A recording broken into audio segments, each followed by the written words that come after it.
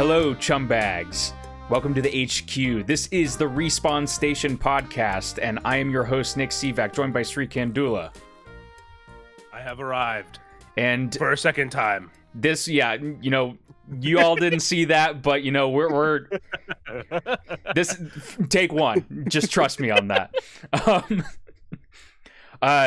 This week, it's a bit of a dry week. GTA kind of cleared the road and nobody else really wants to talk about stuff this week, so we got a couple of news topics to talk about, like Mafia, the Old Country got some new information, and Marvel 1943 Rise of Hydra just got announced that it's being delayed, so you'll hear more about that later. I didn't even know that was coming out this year, so it was a surprise for me. Yeah. That's one that I'm just like kind of keeping an ear on, but like not very closely. So, but yeah, you'll hear about more on those topics later, as well as live service. That nasty couple words in this industry right now. But before we get into that, we always like to talk about what we've been playing. So, Sri, what have you been playing this week? Well, it's a variety of stuff that I've been checking out. A little bit of a sampling, I'd say. Nothing deep enough to really comprehensively give my reviews on stuff. But I'll start with actually every review I have for this week, or every kind of impressions I have, starts with a story. So this one goes back, I don't even, like 2019, 2020. Somewhere there. I have a Nintendo Switch Lite, and I realized I don't use the thing. It's something that still holds true to today. I don't use it very often, but I had one of those gold. Is it eShop Gold points or whatever it is? Yeah, they're gold coins. Like essentially, you can spend it on stuff. And so I was looking through the sale items, and I found a game called American Fugitive, and I think this is very appropriate for our last week's discussion, because if you don't know American Fugitive, it's a crime adventure game that's very much so inspired by the original GTA game. So it's top down, kind of open world, though very kind of small and limited. But you play as a guy who has broken out of jail, so you can go in, you can steal cars, get rid of evidence. You can change clothes to get out of it. Like, you can be pursued by cops, obviously, because you're a convict. And it had some interesting things going on for it, but I never actually ended up getting too far into that game. And since then, a new game showed up on my radar that was called The Precinct, which was essentially a GTA-inspired open world adventure game, but this time as a cop. And what do you know? It's actually the new game from the developers Fallen Tree Games, or Fallen Tree Studios. I always forget which word to use at the end of a developer. But it's their new game, and it just came out earlier today, actually. I just realized it's either out today, or, you know what, this is a terrible on my part. But the embargo lifted today, so I can, at the very least, I can talk about it. And by the chance, whenever you're listening to this, it'll be out for sure. So I can say that with confidence. Here's the gist, right? So you play as a cop that is joining this new task force, and you're in this Averno City.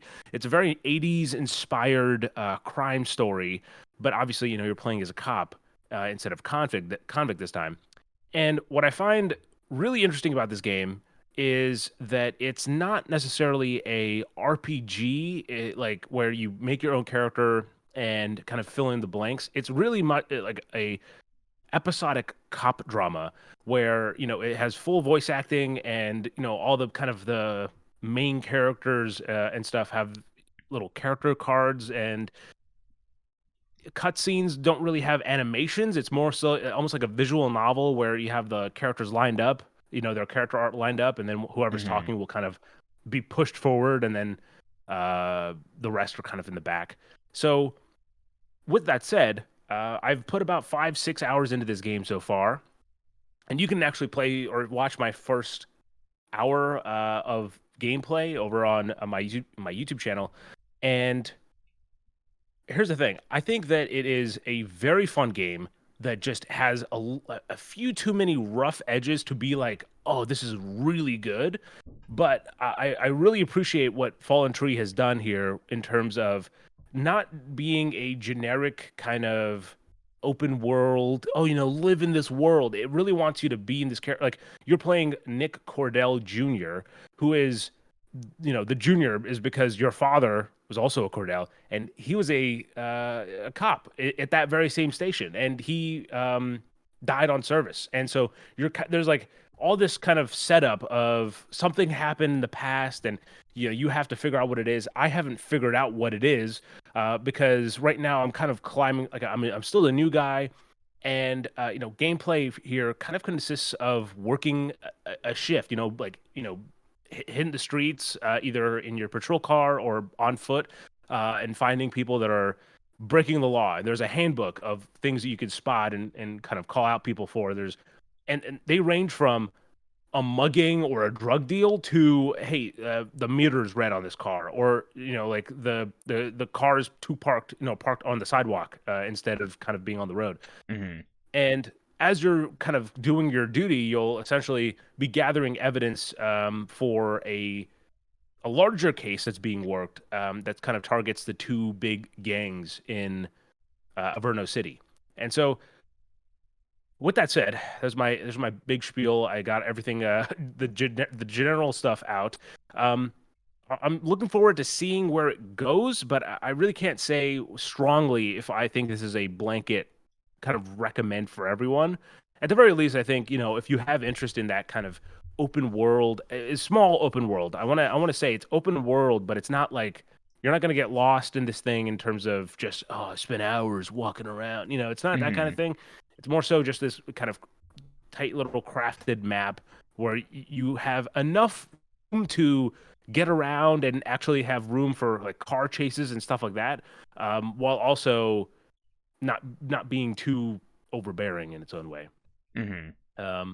But with that said, the precinct, still early thoughts. My full review will be up on respawnstation.com. I guarantee you it'll be better worded than whatever I just said for the last 5-10 minutes. But I think I'm looking forward to seeing where it goes. It's about like a 10-hour game is what I've heard people say.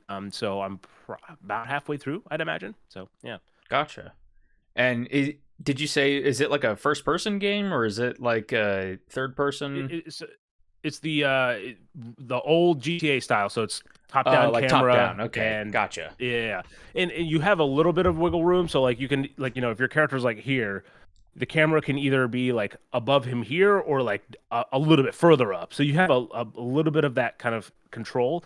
But yeah, Mm-hmm. by and large, it's very much so. Yeah, you're looking down and controlling the character that way. Gotcha.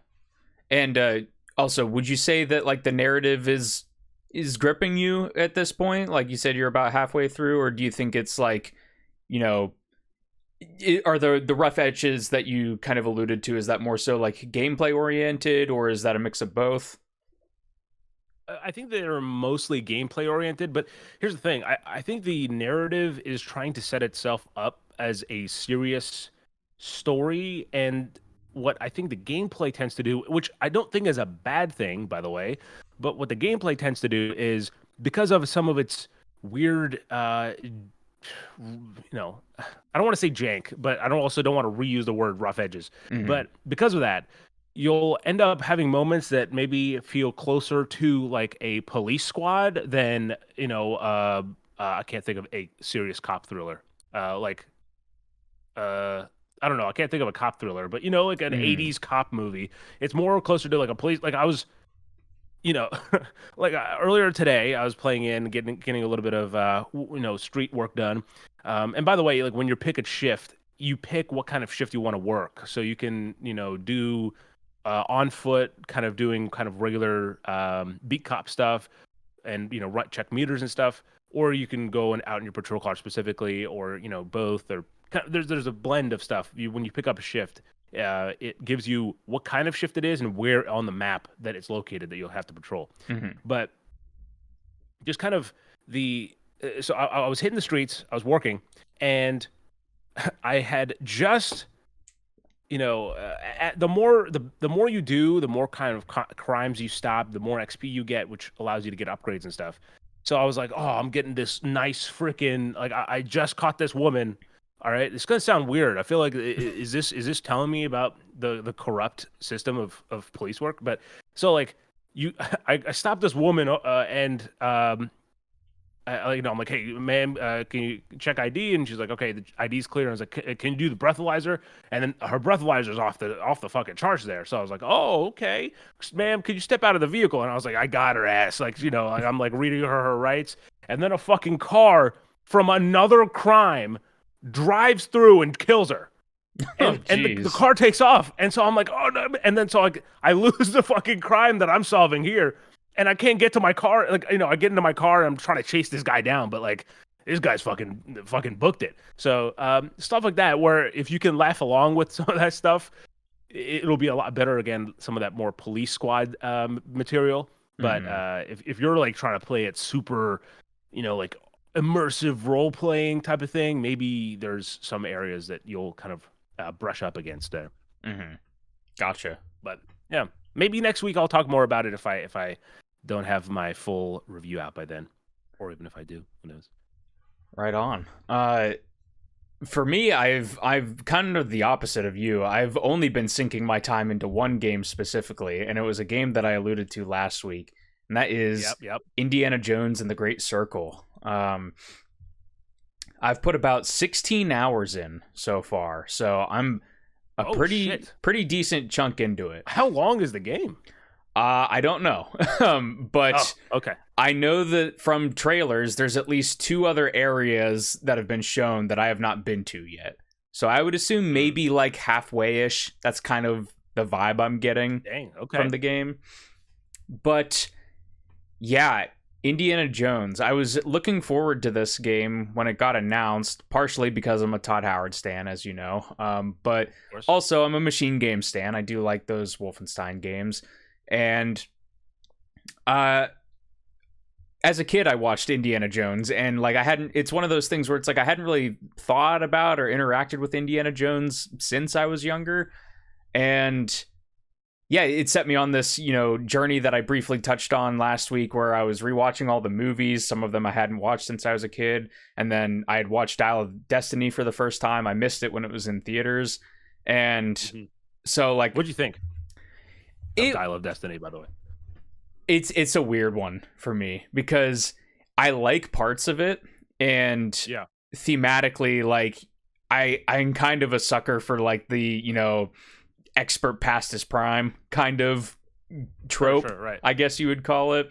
And so Logan, there's parts of it that I enjoy, but also watching it directly after watching all the other ones, it's like, man, this is like a very melancholic movie when all of the other ones are like kind of fun, high riding adventure. Exactly. So it was like well made, and like I enjoyed it. But oh wow, I just realized that I said Logan. Isn't it directed by the director of Logan? Mm-hmm. Oh, I was unintentional. I watched the movie because I had free IMAX tickets, so I was like, you know what, fuck it, let's go, let's ride. And there's a moment, like for me, I didn't have the connection where I was like, I didn't just rewatch the Indiana Jones movies, so I always kind of went in, okay, this is a new adventure movie, right? And there's a moment in the movie, there's something that happens, and either I didn't know Indiana Jones got this fucking crazy, or the movie just goes for it. But there's a certain like event where the characters end up in some place, and I was just like, "Is this Indiana Jones?" and then part of me was like, "This is like," it was so weird, but I also kind of dig it. And then I was hoping that they would stick to this kind of ending that they were suggesting or alluding to, and then they fucking cop out, and then I'm like, "Ah, damn it!" I was so close. Yeah, there's bits of that in other Indiana Jones things. It definitely gets like out there in a lot of different ways. Maybe not to the extent that it did in Dial of Destiny, but in some ways it surpasses that. So it really kind of feels at home there. And to be honest, I haven't gotten to a similar thing in The Great Circle yet, but I would be shocked if there isn't some kind of crazy thing that this is all going to be building to. I think part of it that the game is alluding to, again, I don't even know where this is going, but I've picked up a note that said a German ship just disappeared. So I don't know what that necessarily means, but I do remember from trailers, like, they're climbing a mountain and there's like a German ship in the mountains. So there's got to be something. It's like Uncharted, man. There's that submarine in the mountains. Yeah, pretty much. But yeah, the game, Great Circle. Yeah. It's a very interesting game so far, and I know that that's kind of like becoming a catchphrase of mine to describe anything, but it's a game that borrows a lot of different systems from different games and combines it together with this Indiana Jones coat of paint that it starts to feel like pretty unique, even though it's like I could point to everything that I'm about to tell you and be like, this feels like this, or this, is borrowing from this. Right.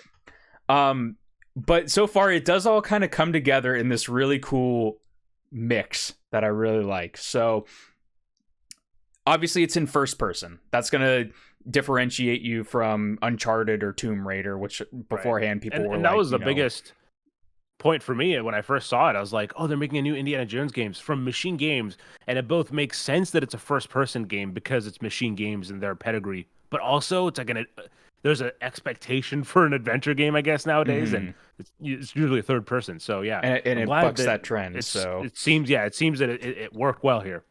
Yeah, so I guess I'll start big picture and kind of maybe move closer in. So the way that the general function of the game works is you are plopped into this giant interconnected area, and these have different themes. So basically I'm pretty much through 2 of these areas. The first one you go to is like the Vatican City, and then you go to Giza in Egypt, and that's like the second area. So do you get to see the new Pope? Is that weirdly enough, there's a plot point about the Pope being sick, so it felt very resonant to the modern day, right? But yeah, you're plopped into these areas, and then it kind of has like I said, they're open areas, but they're interconnected. So part of it kind of feels like Souls level design, where you will come across doors and it'll be like, this is open from the other side, or you need this key to open this door. So you kind of work your way through these, handcrafted areas, and you're sneaking around Nazis and, Italian fascist soldiers and stuff like that. And eventually you'll wrap around and unlock these things. And it just starts kind of ballooning out from there. You usually start kind of confined, and then like the wider parts of this map open up, and you're allowed to freely kind of explore, usually in the pursuit of a specific goal that you're trying to find. So for the Vatican, which is like the first big level, for instance, essentially Indy's going to visit a friend that he has in the Vatican because a object was stolen from the college that he works at, and they don't really know why. They're like, it's this random cat mummy. Why was this stolen? And there's a piece of evidence that links it to somebody from the Vatican, essentially. So you come in at night and you're sneaking around trying to find, your contact, essentially, to meet up with them. And once you do that, it, becomes day, and then you have this goal where it's like, okay, well, there's these inscriptions around the Vatican. Why don't you go around, try to make sense of all this? You have to go and get this camera so you can take pictures of the inscriptions, which is a big part of the gameplay. So it's like, a part of your quest is go talk to this person. He has a camera for sale. Go talk to the person, you find out he wants money for it. So then you have to go to these other areas and try to see how you can make money. And essentially it comes into this like mini open world kind of thing, kind of like what you were just describing with the Precinct, where it has open exploration. It has clearly defined areas where there's enemies, so you could go to a place and get into some combat. There's soft looting, like there's, you'll find money, or you'll find kind of like Wolfenstein, you'll find like random bits of fruit and bread and candy and stuff like that, and you pick that up. That's part of the healing system in the game, so you can find different items like that. And then you can also find a bunch of melee weapons because the melee combat is pretty core to this game. First of all, I gotta say, you have the fisticuffs, which with the Indiana Jones sound effects, this does a lot of heavy lifting for it feeling just like super impactful. You get into a fist fight and it's just like doosh, doosh, doosh, like bashing people in the face. It feels so great, and they have like the perfect amount of like rumble in the controller when you do it. It feels really good so far. It's a bit and just to kind of clarify for anyone who doesn't know, Nick is playing through this on the PlayStation 5, so he's got the DualSense backing him up here. Yeah, and it's a little bit like, I don't want to say ungrounded, but it definitely feels very gamey when you're fighting in this game. Like sometimes, like if you grapple an enemy and punch, you can make it look kind of cinematic. But what ends up happening a lot of the time is I'll just use the whip and then like stun a person and then just like bam, bam, bam, bam, and then just get the damage off as soon as possible. But there is like a parry system and a block system, so they have like things that you would expect to get with like a melee system.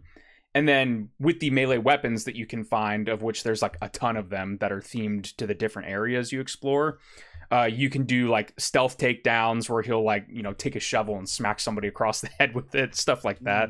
I see. There are guns in the game and you can shoot, but the guns are definitely kind of they're there if you need them, and they're kind of like I won't say a get out of jail free card because they're a bit unwieldy to control, which is interesting because Indy, like, he's fired a gun, but he's not like a Marine, right? So yeah, guns have like a lot of recoil. He's just not lining up, eating the recoil to his shoulder. Yeah, there's a lot of recoil. The reloads, especially with his revolver, is really slow, so it kind of incentivizes you to not like rely on it unless you're like really in a pinch and need to get out of a situation. But same with the sound effects. The sound design in general in this game is great.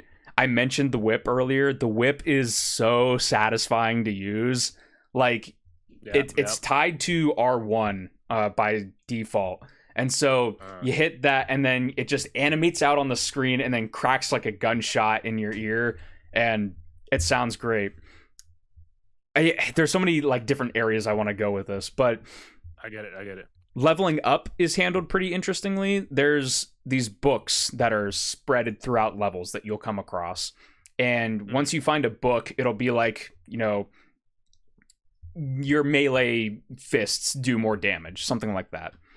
And then with the camera that you have, you take pictures of pretty much everything in this game. You'll usually get like a little icon in the top of your screen, and it'll be like, you can take a picture of something here.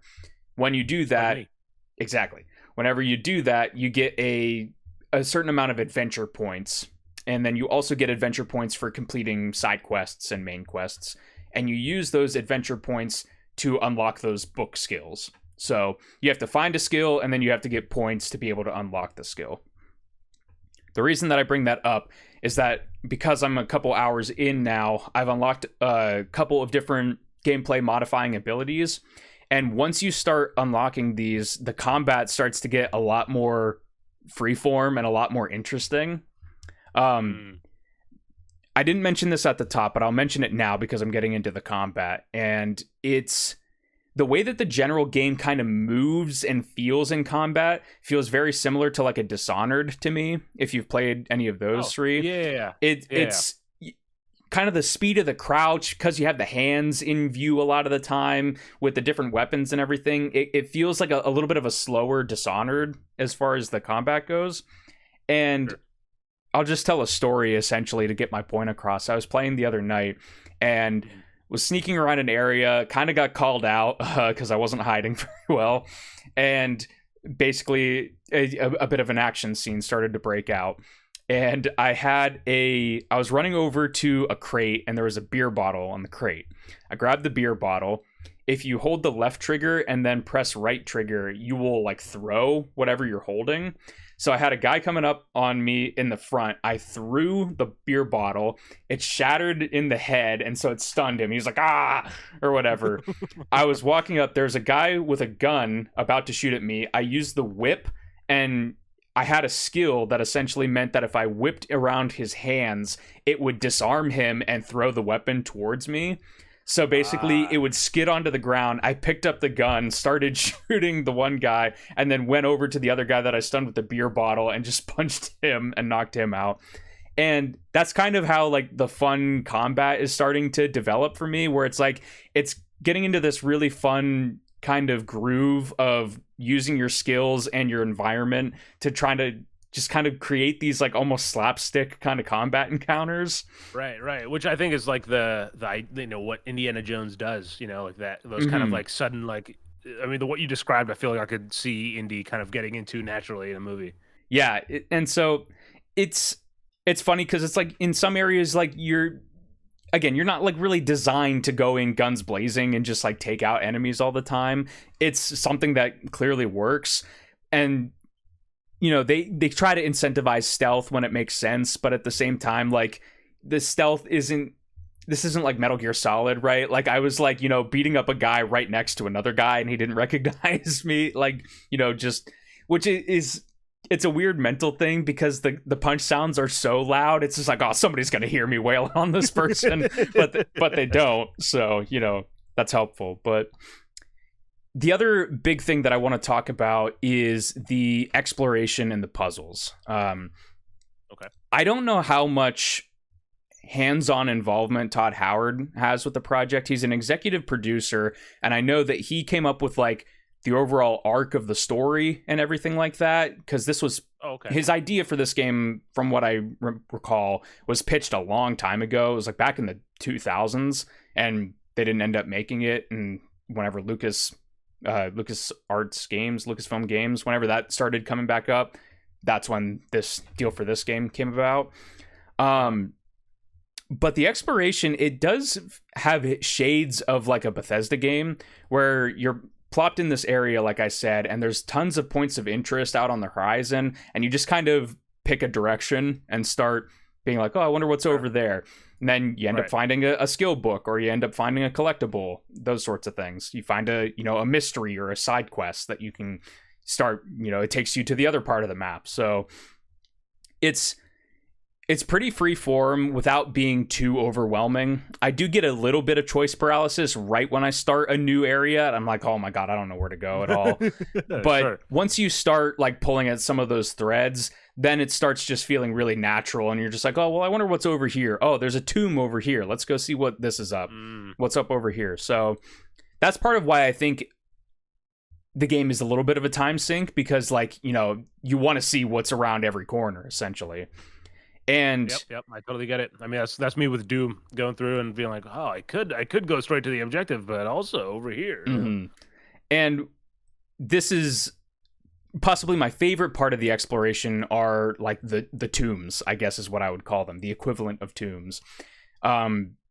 You'll find these dungeon-esque areas that are, very, to say how the youth says it, they're Indiana Jones coded. It's stone walls, wood beams, skeletons, all this sort of stuff. You light a torch and you're using this torch to light your way, and they kind of feel like, not quite to the same extent, but they feel like Zelda dungeons to me, where you're plopped into this environment. Sometimes you come across rooms with like a puzzle that you have to solve. There's one I did the other day where there's these mirrors in this giant room and a light beam, so you're going to be moving around mirrors to direct light. There was one that I did where you had to, it mixed like platforming in there, so you have to like swing with the whip over these gaps while spikes are coming out and stuff like that. So there's like traps, there's puzzle solving, and you're just kind of following this path through this really just kind of cool, mysterious looking environment. The music hits at the right time when you come into a big open room or something, and just it all kind of coalesces into this thing where it's just like, this does really feel like I'm playing the movie essentially. It's just you get to get all the parts that they cut out as well, where he's walking Right, to yeah. each of these places. So, um, yeah, I don't want to go on too long on Indiana Jones, Well, but the last thing I'll ask you though is, mhm. for me, Indiana Jones is so much of it is that music. Does it hit those same notes here in the game, or So it's as far as other than I. just like the typical? Mhm.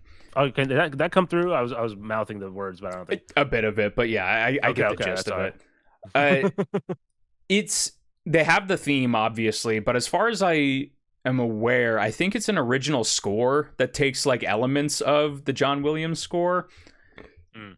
It fits the vibes. It's certainly good. There's the one theme that I think is synonymous with Indiana Jones is the theme of the Ark, which is that one where Right. it's just like dun dun dun, like that very mysterious kind of music. And there's Yeah. like bits and pieces of that in some of the tracks, but Mm. they've not hit a moment where it's like this is the moment where we're playing the Ark theme, and it's like I'm waiting Sure. for that. I don't know if I'm gonna get that, but I do hope it comes at some point. But yeah, like I think if anything, there are some areas like when I was playing earlier today where there isn't really music playing, and it's like I feel like there should be some more ambient music like out while I'm exploring. Sure. You get a lot of like background sounds and people talking and things The diegetic bustling, stuff. that sort of stuff. Yeah. Yeah, you get a lot of that, but it's only really when like you're like exploring a tomb or going through like a story specific kind of moment where they start bringing the score in, and it starts again. It feels great in those moments, but I think maybe I'd like to hear a bit more of that while I'm playing specifically. And Yeah. just not to say that there's no issues. There's like a little bit of jank here and there, honestly. Like it's not perfect in like the hit detection with certain things. There's I was trying to do this maneuver that I don't think is, physically possible for Indiana Jones to do, where he would whip a beam and then there's a second beam, and while you're jumping he whips the beam again to swing again. There's like a couple of instances where they set that kind of thing up, and it's like I keep missing, even though I'm getting the icon on there and everything. So there's a little bit of jank here and there, but by and large, I mean, the game looks great. It sounds great. I'm having fun with it, and it really does feel consistent with the vibes that you want out of an Indiana Jones game. So I'm having a lot of fun with it so far. That's what you like to hear. And you know what? Before we move on to what I'm playing, I'll cut in with an interlude because we're talking about franchises and with Harrison Ford in it, and Nick and I were talking about Star Wars right before the show, and so I had revealed that I had only watched Star Wars for the first time in college. After Nick and I had already met, we did not watch it together. So Nick does not know that I watched, and this is true. The first time I watched Star Wars, the order that I watched them in is 4, 5, 1, 2, 3, and 6. That is a very interesting watch order. It's essentially it gives you the setup of like, oh, Darth Vader, and then you essentially take a detour of Darth Vader's creation, and then you come back for the finale. I do. Obviously, we have other things to talk about, but I do want to detour real quick because this does interest me. Sure, yeah. In recent times, the prequel trilogy, it got a bad rap originally, and it's kind of had its cultural reappraisal, and it has a lot more support now. I think partially due to some interesting developments with like the Disney stuff. What's your barometer on that as somebody that was pretty much new to all of it? Like, did you like it more, like it less, like it on par with the original stuff?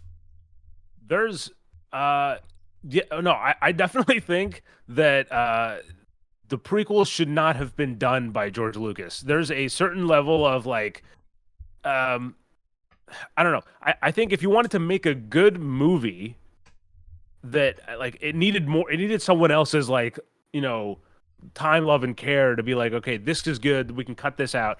Because as they are, the prequels are like an outrageous piece of culture where it's, it has these really interesting, and I genuinely mean it, really interesting setups for like political intrigue and this kind of chess game. Like once you know that Palpatine is playing this kind of weird galactic chess, it's so interesting. But then you have just incredibly weird lines and like stilted lines that over the years because of like meme culture has been like ingrained in me, like, Hmm. hello there, and then like General Kenobi, like there's so many lines that are just like, is that how people speak? But then, Hmm. it works with the way, with the way it was created here. But yeah, so I definitely, I wish, like, I don't think I necessarily think of him as fondly as some people might who grew up on him do. Hmm. But I also think that like there's certain moments that I'm just like, I went to watch the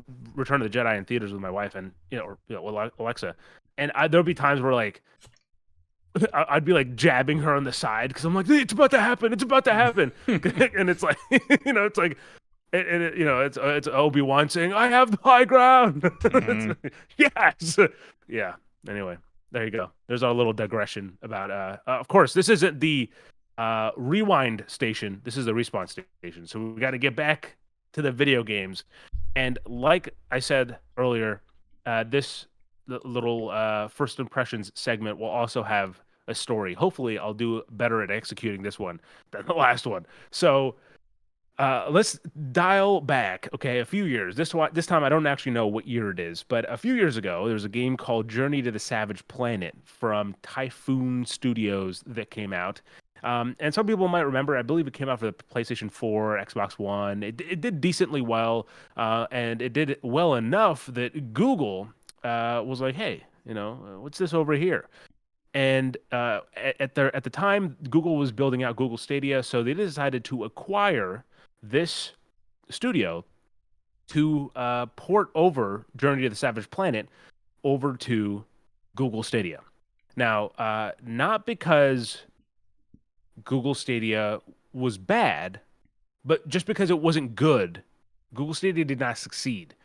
And what ended up happening was, again, I don't know the exact timeline, but it's either like right before or right after the Stadia version of Journey to the Savage Planet was coming out.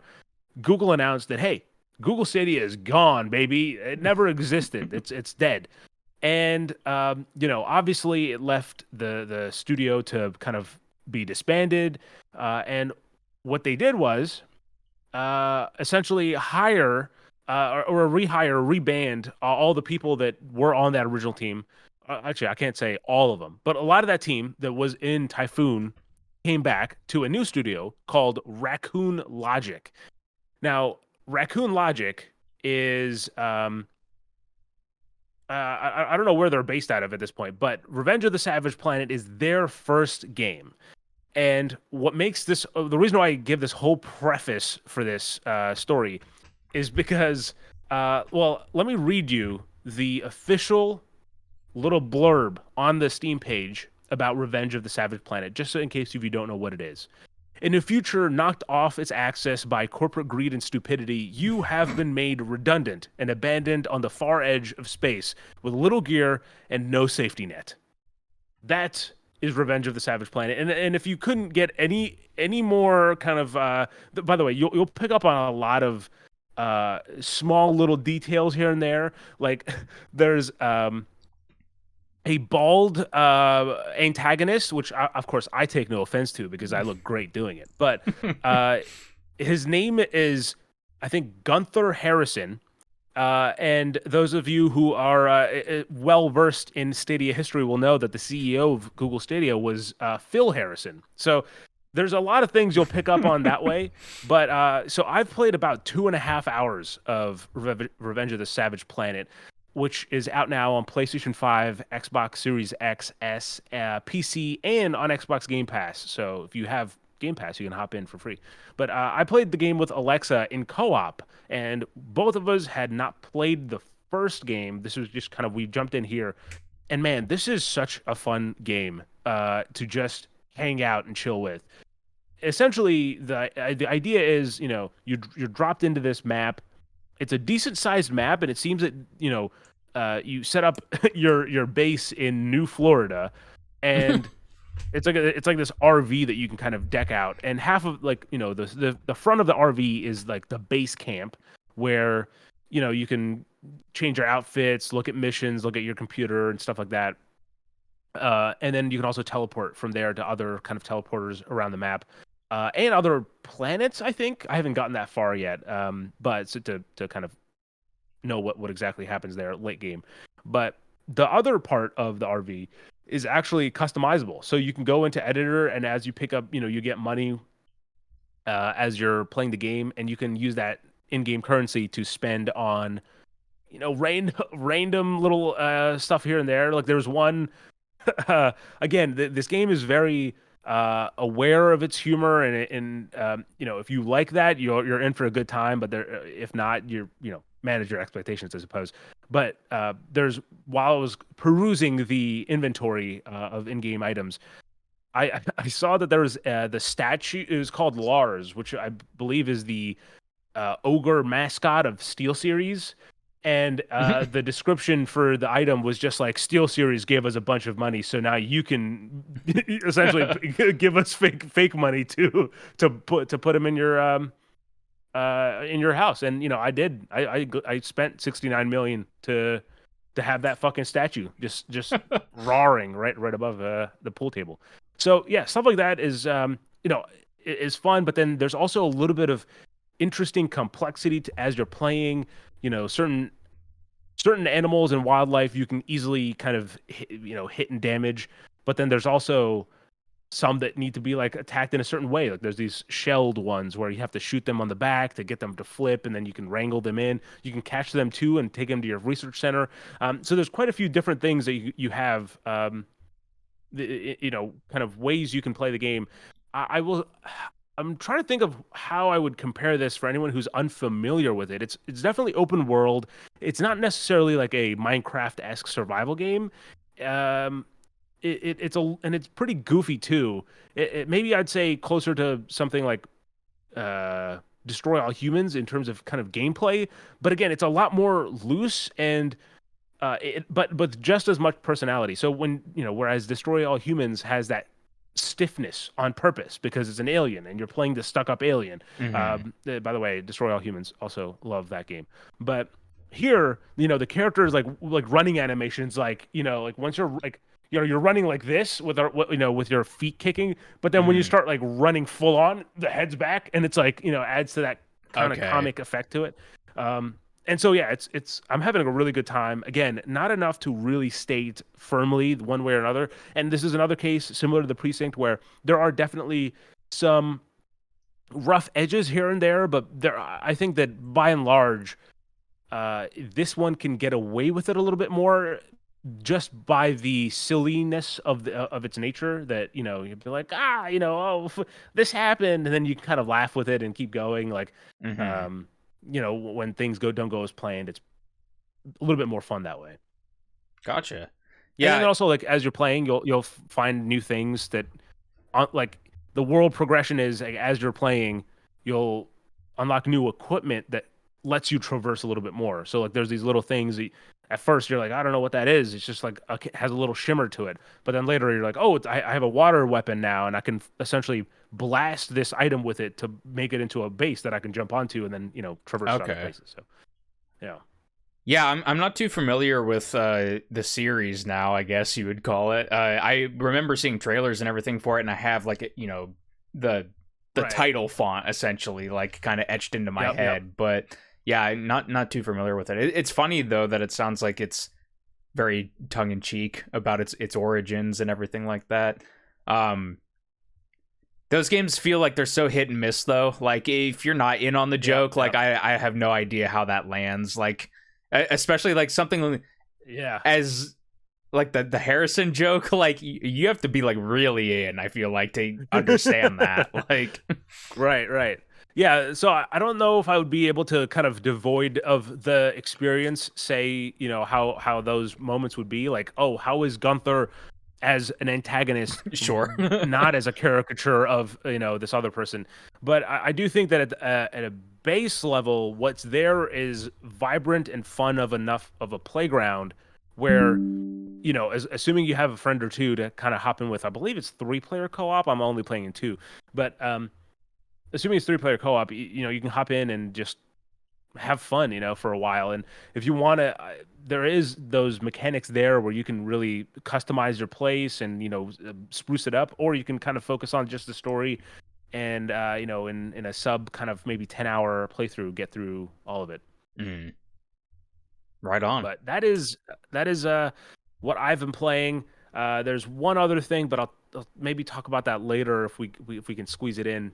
So with that said, Nick, I think it's time to talk about what's on the news. Yeah, some news. Let's start with the one that happened today. Marvel 1943 Rise of Hydra delayed to 2026. You said it earlier. Yep. You didn't even know it was coming out this year. I'm in agreement. I also didn't know that it was slated for this year, but now yeah. It's not. Do you have much to say on this? I mean, like, I feel like this is it's one of those projects where it's like, Amy Hennig's attached and everybody's like, oh, it's Amy Hennig's game. She's finally getting, her shot after multiple cancellations by the powers that be. But it's at the same time, it's like, for me personally, it's like, yeah, but it's a Marvel game. It's like, there's I can only get so excited about certain Marvel games, and it's hard for me to get beyond that. And I feel like they're trying to be like, the time period and the Captain America and Black Panther thing is kind of like why you should be excited. But as somebody that's just kind of like meh on all that stuff, it's just like, I don't really get excited about that. So, I think I do feel like I'm a bigger superhero fan than you. But no, I don't.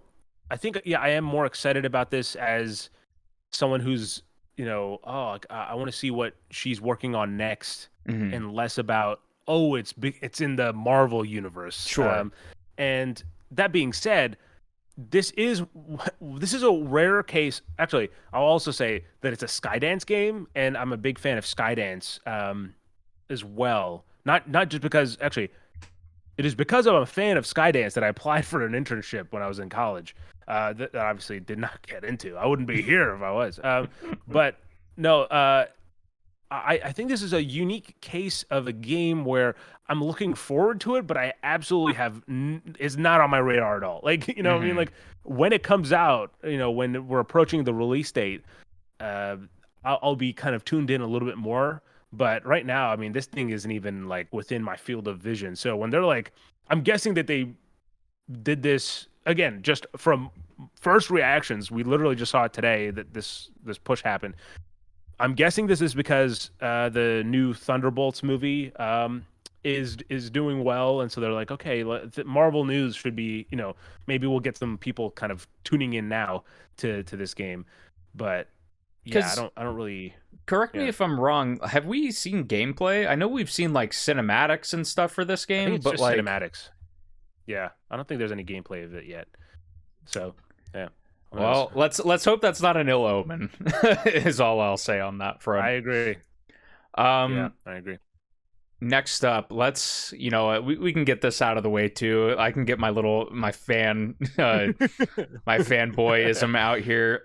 Fallout is in the news for the Prime TV show.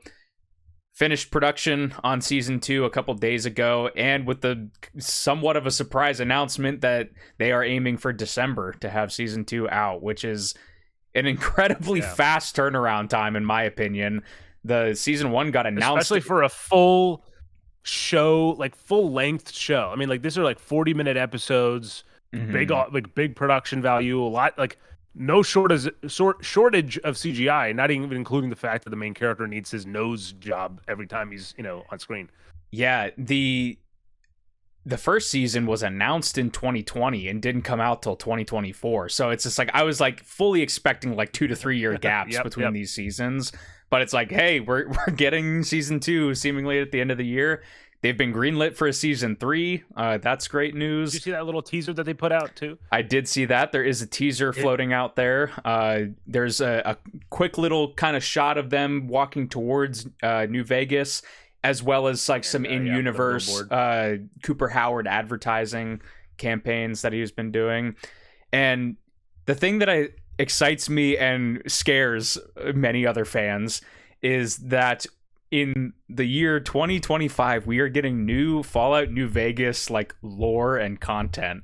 I just think that Yeah, that's so crazy. They're like, very interesting. they don't do that in any of their other games, and it's like now we get this TV show that's going like into the deep end on New Vegas and stuff. And again, I'm really excited about that.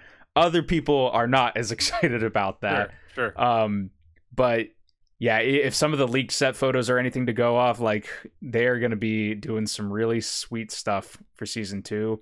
And then I didn't see this initially until you told me this, but then I started seeing some articles pop up and stuff that I think it was Aaron Moten, who plays Maximus, was saying that like they're planning for the show to go for like 5 or 6 seasons even. So again, if this is the big question, right? Because I see a lot of comparisons to Westworld, obviously, because of Jonathan Nolan and Lisa Joy, and how they start off really strong and then Westworld kind of dropped off as the seasons went on. And so as long as they can keep the quality up and they can keep the, you know, the intrigue up, I guess I would say, I don't think we have anything to worry about, and that'll be all good news for me. But that's honestly, we're only past season 1 right now, so that's still a pretty big question mark, I think. Yeah, I agree. I'm looking forward to it, though. It is going to be interesting to see, because specifically, I believe in the interview he mentioned that his character, or like the characters have things to like the end game is set up for them, but that's in 5 or 6 seasons, I believe, is kind of the idea. Mm-hmm. So it's not even a case of, oh, you know, we get 3 seasons with these characters and then like 4, 5, 6 is with another, like, you know, where I feel like this is one of those universes where you could reset the protagonists and you know, focus on different people and then have the story continue that way. But no, it seems that this is who we're following for the at least the current duration of the show. Yeah, the one last thing I'll say, I was reading comments on one of those teaser videos, and in the in-universe ads, Cooper Howard is asked to do a ad for the Lucky 38 casino, which is like the big Spire casino in the New Vegas skyline. It's important to the New Vegas story and everything. Yep. And one of the comments was like, I can't believe that we are seeing, you know, Walton Goggins do an ad for the Lucky 38. And it's like, it's just, you know, as a Fallout fan, it's like we are in interesting times, to say the least. So, yeah.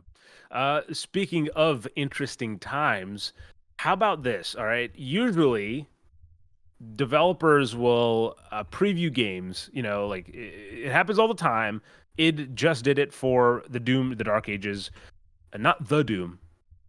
Doom, the Dark Ages, and usually it's like, hey, you come on down and you play the game for an hour or 2, maybe 4 or 5, and you know, usually in one sitting. You can talk to the developers, and then you're sent on your merry way. Mm-hmm. But then there's Kojima.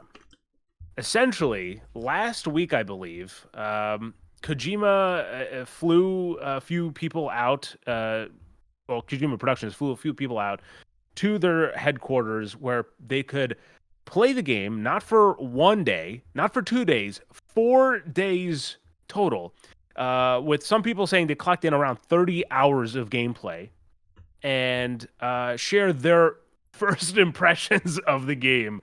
Now, it seems to be that is about, again, a general consensus. I'm doing my best to like read about it enough so that I'm not so that I can talk about it, but not enough where I'm like ruining things for myself, right? So it seems that real quick. Did you say this was for Death Stranding 2? I'm not sure. Yes. Okay. Oh, did I? I don't know. Okay. Well, it's for Death Stranding 2. Now it's for Death Stranding 2. There we go. We just in case. Yeah. Not OD. People did not play Kojima's OD for 30 hours. Okay. Yes. So it seems that Death Stranding 2 will be a beefier game than the last one, but most of the coverage I've seen so far kind of are praising it for being a more more refined experience than the predecessor, where I think that a lot of the first one was like, hey, let's establish this crazy idea of a strand type game, the Hmm. social strand game.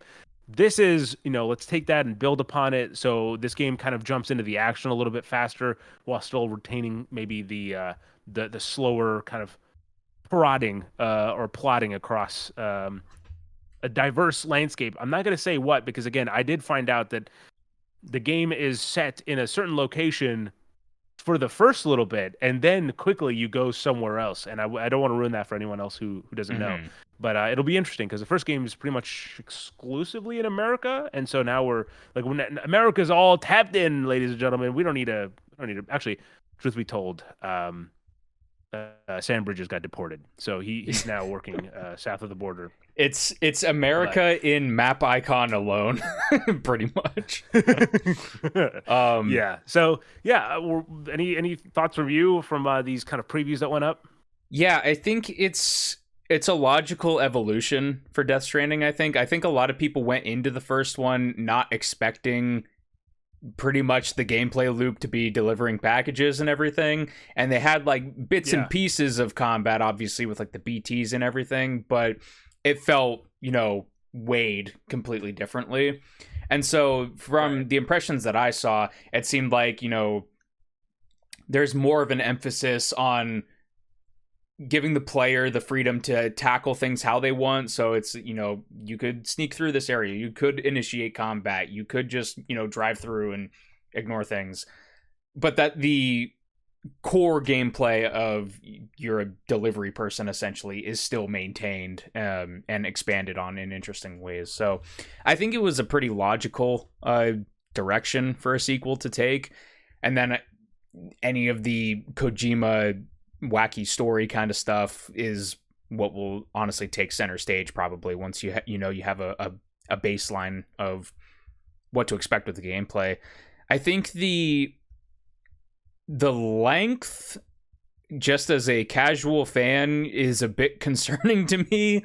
Um, I I played director's cut, and I don't have my final game time on hand, but like I feel like it was somewhere in the 40 to 50 hour range, which isn't short by any means, but it's like I don't know if I want to play Death Stranding for like 70 plus hours like it seems like this is going to, unless the But what story if really it's Death goes Stranding with Metal Gear Solid? You know what I mean? again, like maybe the narrative will pull like some pretty good punches, and it'll keep you hooked on that line for a while. But I don't know, maybe it's just it wasn't something that like deeply got its hooks in me the first time, so it's like the idea of going back for more and actually it's like twice as long, it's like I don't know if I really need that specifically.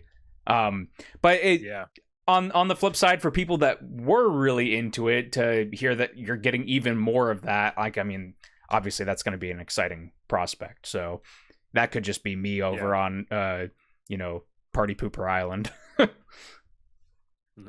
It's actually, I think that while I am still looking forward to the game, I do think it's a little bit of a shifted play time for me. That's doesn't sound right. Where essentially I'm already like, I'm currently working through two games right now for review, and then I'm already behind on another one. Like I have one sitting there installed on my PlayStation 5 that I just have to get to. Hmm. So we'll see how things cascade into the next month.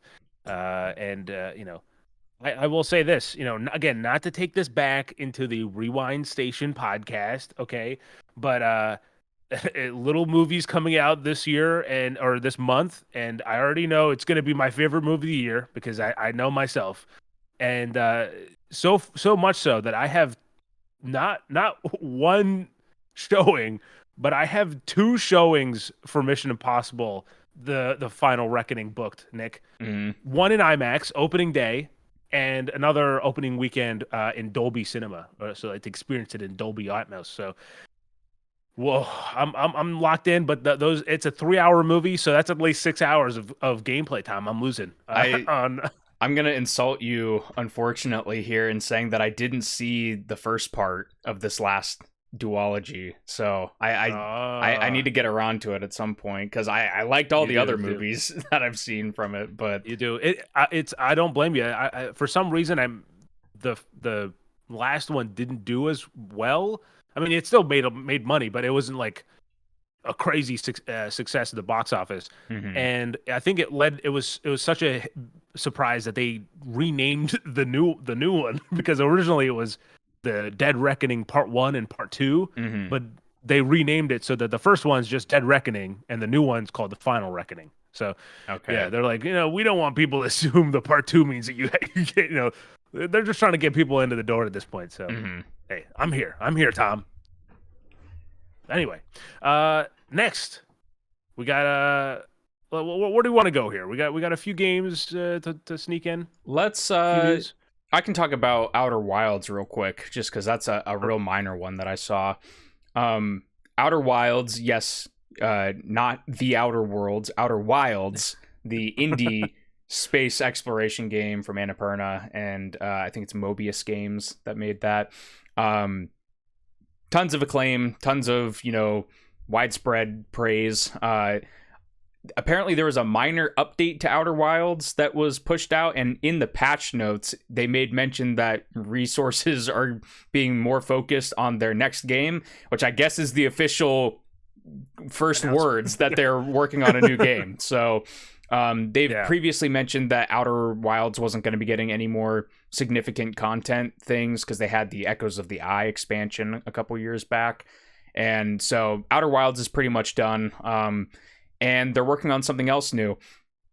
Outer Wilds was a game that I played a couple years ago because of all the positive word of mouth and everything, and it's an interesting game from a systems perspective. It didn't emotionally hit me like it has a lot of other people. Like I went into it knowing that like people are like, man, like I teared up at the end of the game and stuff, Sure. and I got to the end of the game and I'm like, where where did that come from? So it maybe didn't hit me quite as hard, but systems wise, how you interact with the little solar system in that game, it does some really interesting technical stuff. So the prospect of this team working on something new, I think is it's exciting on its own. You haven't played Outer Wilds, have you? No, and I think it's one of those situations where there's so much hype around this game, and I hear so many people, it's the best game of all time. It's like I'm maybe a little too scared to approach it at this point because I'm like, what if it doesn't really, live up to what if I'm not a crying mess by the end of the game? Like, what will that Mhm. mean for me? So, yeah, Yeah, I've described it to other people as a thinking man's game at times, where it's like it does ask a lot of you to pay attention to certain things to get the most out of the story, but it's also at the same time one of those games where you come across one of its weird mysteries and it's like, huh. And you come across like this cool concept. Like the one thing I'll share that I just think is a cool concept is there's these twin moons. One has sand on it, the other doesn't, and the game kind of works on this loop, essentially, kind of like a time loop almost.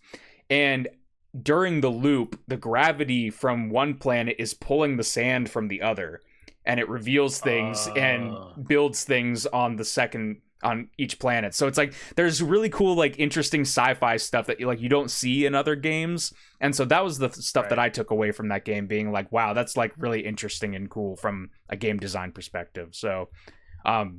definitely one to keep an eye on. Who knows when it's going to come out? Probably not for a while, but Yeah. Well, speaking of things that probably won't come out for a while, I'll throw this in there because it's very similar news. Nick and I, was it 2 years ago at this point? We played a game called the Texas Chainsaw Massacre, mhm. and that's from Gun Interactive. And they recently, as of today, actually, just posted a new press release about the future of the Texas Chainsaw Massacre. I'm going to read select parts of this just to get you to the point. So, quote, we feel proud of what of the game we've made, and we're happy that we're at a point where we feel that the Texas Chainsaw Massacre has reached its full potential. From the very beginning, we've always had a clear and concise vision for the game. We wanted to push the envelope on multiplayer atmospheric horror, shed light on this iconic film to a newer generation, and place folks in a beautiful but macabre world of Muerto County. And we feel we have achieved that. With that being said, the Texas Chainsaw Massacre will not be receiving any further updates, any fucking Christ, receiving any further future content or support.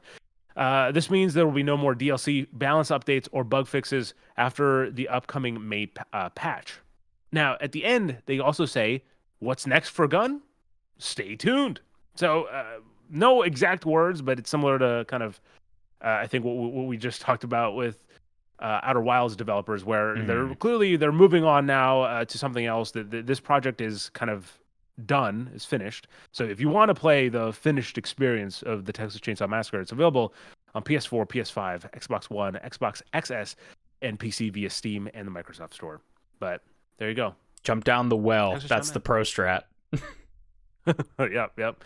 Texas Chainsaw Massacre, done and dusted. Now we gotta get back in, Nick. I'm sure there's closets waiting for you to just hide in. For sure. Let's talk about Mafia: The Old Country. That got a gameplay trailer recently over at PAX, I believe, PAX East, and looks pretty good. It's possibly the more interesting thing is all the information that came out after the trailer, though, which is that it's a more linear game this time, as opposed to like an open world telling a linear story kind of thing. And possibly the most exciting for people is that it's going to be a $50 game, which I think a lot of people were not expecting, myself included. No, certainly not. And I think this is actually a really interesting case of,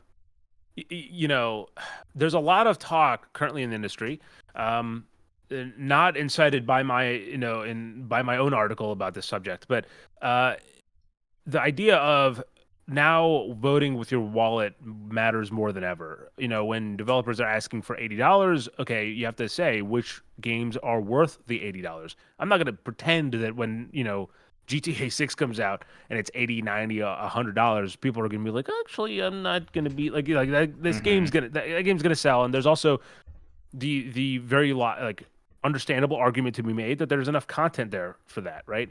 And so I think it is very much so a case-by-case basis of what game warrants what price point. And similarly, it's the idea of, the games that do come out that are not even, I'll say budget prices, right? Budget titles that are offering AAA experiences. We've talked about Clair Obscur, Expedition 33. There's Split Fiction. There's Elden Ring Night Rain coming out. That's going to be not full price. Tony Hawk's Pro Skater 3 and 4. That's going to be a $50 release. So there's I think that's what's most interesting, because in recent years, there was the jump to $70, and it really kind of felt like at that moment, it's like we're either $70 or it's like indie $20. There is no middle ground. And right now, specifically, it feels like publishers are really starting to open up to the idea. It's like, okay, we don't have to spend $350 million on this game, and we can put 40 or 50, and it's going to sell more than it would if we put, a battle pass and $70 on the price tag. So. Right. Yeah. And I'm honestly, I only briefly kind of checked out the gameplay because I'm a big fan of the Mafia games. Obviously, it started out as just something I was into because it had Playboy magazines, but then it turns out that there's a story around that, and it's kind of cool to experience. And so I'm looking forward to The Old Country. It comes out in August, and now we know it's $50, so it's a day one purchase for me. And even if it's not a game that I'm going to jump into day one, it'll be on my shelf, waiting for me whenever I'm ready. Yeah, I'm similarly interested in it. The one thing that I think I might miss about it is that I did kind of like the element of the Mafia games being it's like GTA, but like in a different time period. And I do think if it is going in the more like linear kind of direction, like that's fine. Like I'm personally not really too affected by that. But I do wonder if when I'm playing, it'll be like, oh, we kind of lost like, the one other like kind of competitor to GTA that wasn't like Saints Row, that was just kind of off doing its own wacky stuff. Yeah, I think it would be. It is an interesting case that I've been thinking about recently, kind of, I guess, around this announcement too. But also with kind of our last week's conversation about GTA 6 being this kind of behemoth. I think like SNL had like the weekend update had stuff about GTA 6 being delayed and like things like that. But I do think that it is a case of the Call of Duty of it all. I know some people look, GTA is bigger than Call of Duty, but it is, there's a point where I think Call of Duty essentially became so untouchable that no other first person shooter could really keep up with it. Even now, like I think they've reclaimed that throne where, Battlefield will come out and I'm sure it'll sell decently, but it's not going to be Call of Duty numbers, Yeah. And I think it's a similar point of GTA being so big, but now we're losing these interesting, maybe not like side adventures that you could have, while you're waiting the 10 years for another game to come out. But like obviously Saints Row went to the wayside because of that infamous last game, the reboot. And then now, Mafia's still going, and I hope the whole country's just fucking incredible. Just for Hangar 13 alone. But I think it going the single player route, it does take it off it's not on that same kind of card, if you will. So yeah, maybe that's a point to kind of look into later about like who actively is trying to eat a piece of the GTA pie. Yeah, I think the one other just like random sidebar. I don't want to harp on GTA all this much, but obviously some numbers came out after our episode last week about how well performing the trailer and stuff was doing. The one number I do want to share was from one of the higher ups at Spotify talking about streams of Hot Together. Did you see the number that was floating around? Isn't it like 185,000% or something? And they were like, that's not a typo. Yeah. It went up 180 something %. And it's just like, what GTA, man. It's a whole other animal. It really is. Next, what do we got here? I'll throw this in there. It's another quick point. And it also happened earlier today. So Atomic Arcade is I'll say this. They've shared a sneak peek at a AAA Snake Eyes game that they're working on, and they essentially showed off 2 close-ups of Snake Eyes character model in engine, like just kind of little snapshots here and there. And for those of you who don't know, like myself, and I wouldn't blame you if you didn't know, Atomic Arcade started in 2021 with the support of Wizards of the Coast and Hasbro, and essentially this is their first game. This is their debut. They're bringing licensed kind of the G.I. Joe license to life with what they say is a AAA experience. I'm looking forward to it, but I'm more so curious about, this announcement comes about a month away from Summer Game Fest. So is this something that we'll be seeing at Summer Game Fest, or is it just kind of like, hey, we're not going to be there, but like here's what it is, I'm looking forward to seeing what, obviously, just in general, Summer Game Fest, but I want to see more of this game. There's no release date or anything like that. It's very from the way that they're talking about it, it feels very early. But I was gonna say, because G.I. Joe is interesting to me. I was gonna say, like, character model close-ups is usually a tell for me, where it's just like, okay, this like you have the model is what you have right now. This is the design, and we've brought it to life. Yep. Snake Eyes, all I really know about the character is just like a ninja type character. So that makes me think like maybe like a character action game, like a Devil May Cry or a Ninja Gaiden or something. But maybe that's pie in the sky even, because that feels like it's not a well-trodden genre anymore. So Yeah, did you see these screenshots? I have not. No.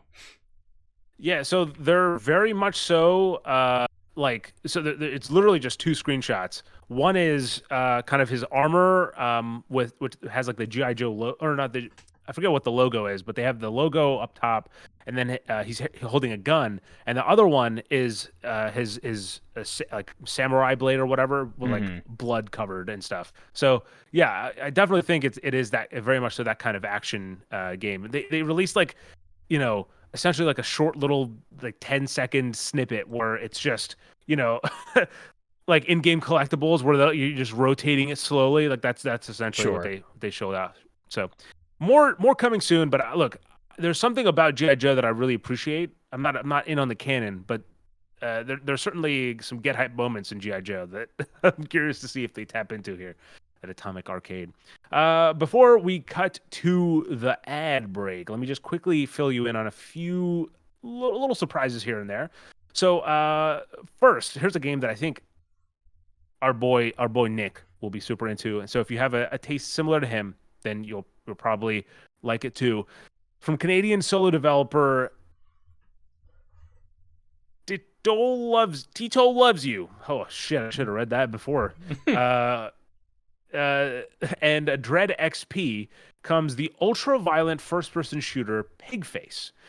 This is initially demonstrated as a high-praised combat. It had a high-praised combat demo on itch.io, and the full version, which will have kind of full-on missions, weapons, armor, and equipment and stuff, was showcased at PAX East. And so Pigface, again, they showed off some gameplay here, and it is you are Exit, a terrible woman who has done terrible things, and now it's time to do some worse things for someone even more terrible than you.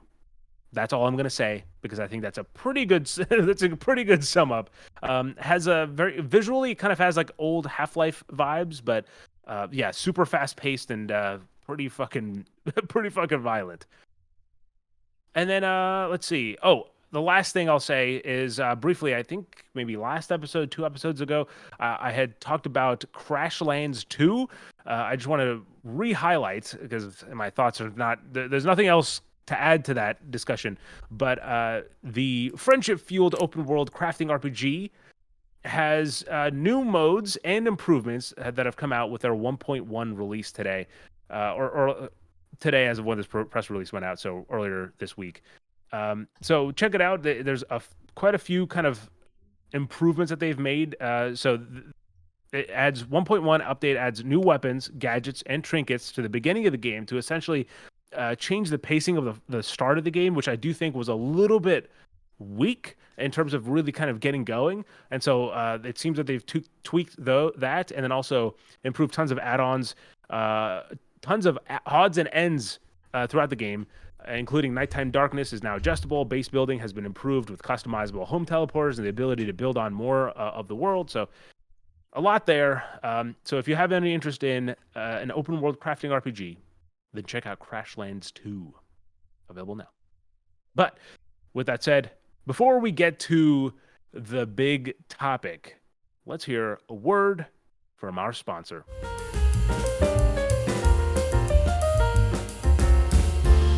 This episode of the Respawn Station podcast is brought to you by RespawnStation.com. Check out our website to not only support independent games media, but also hear our well-worded thoughts on the games we've been playing and the ones we're looking forward to. Head on over to our website now to check out our opinion piece on the $80 era, how gamers are paying more for less, and an interview with the developers of Date Everything, the upcoming sandbox dating sim. With that said, back to the show.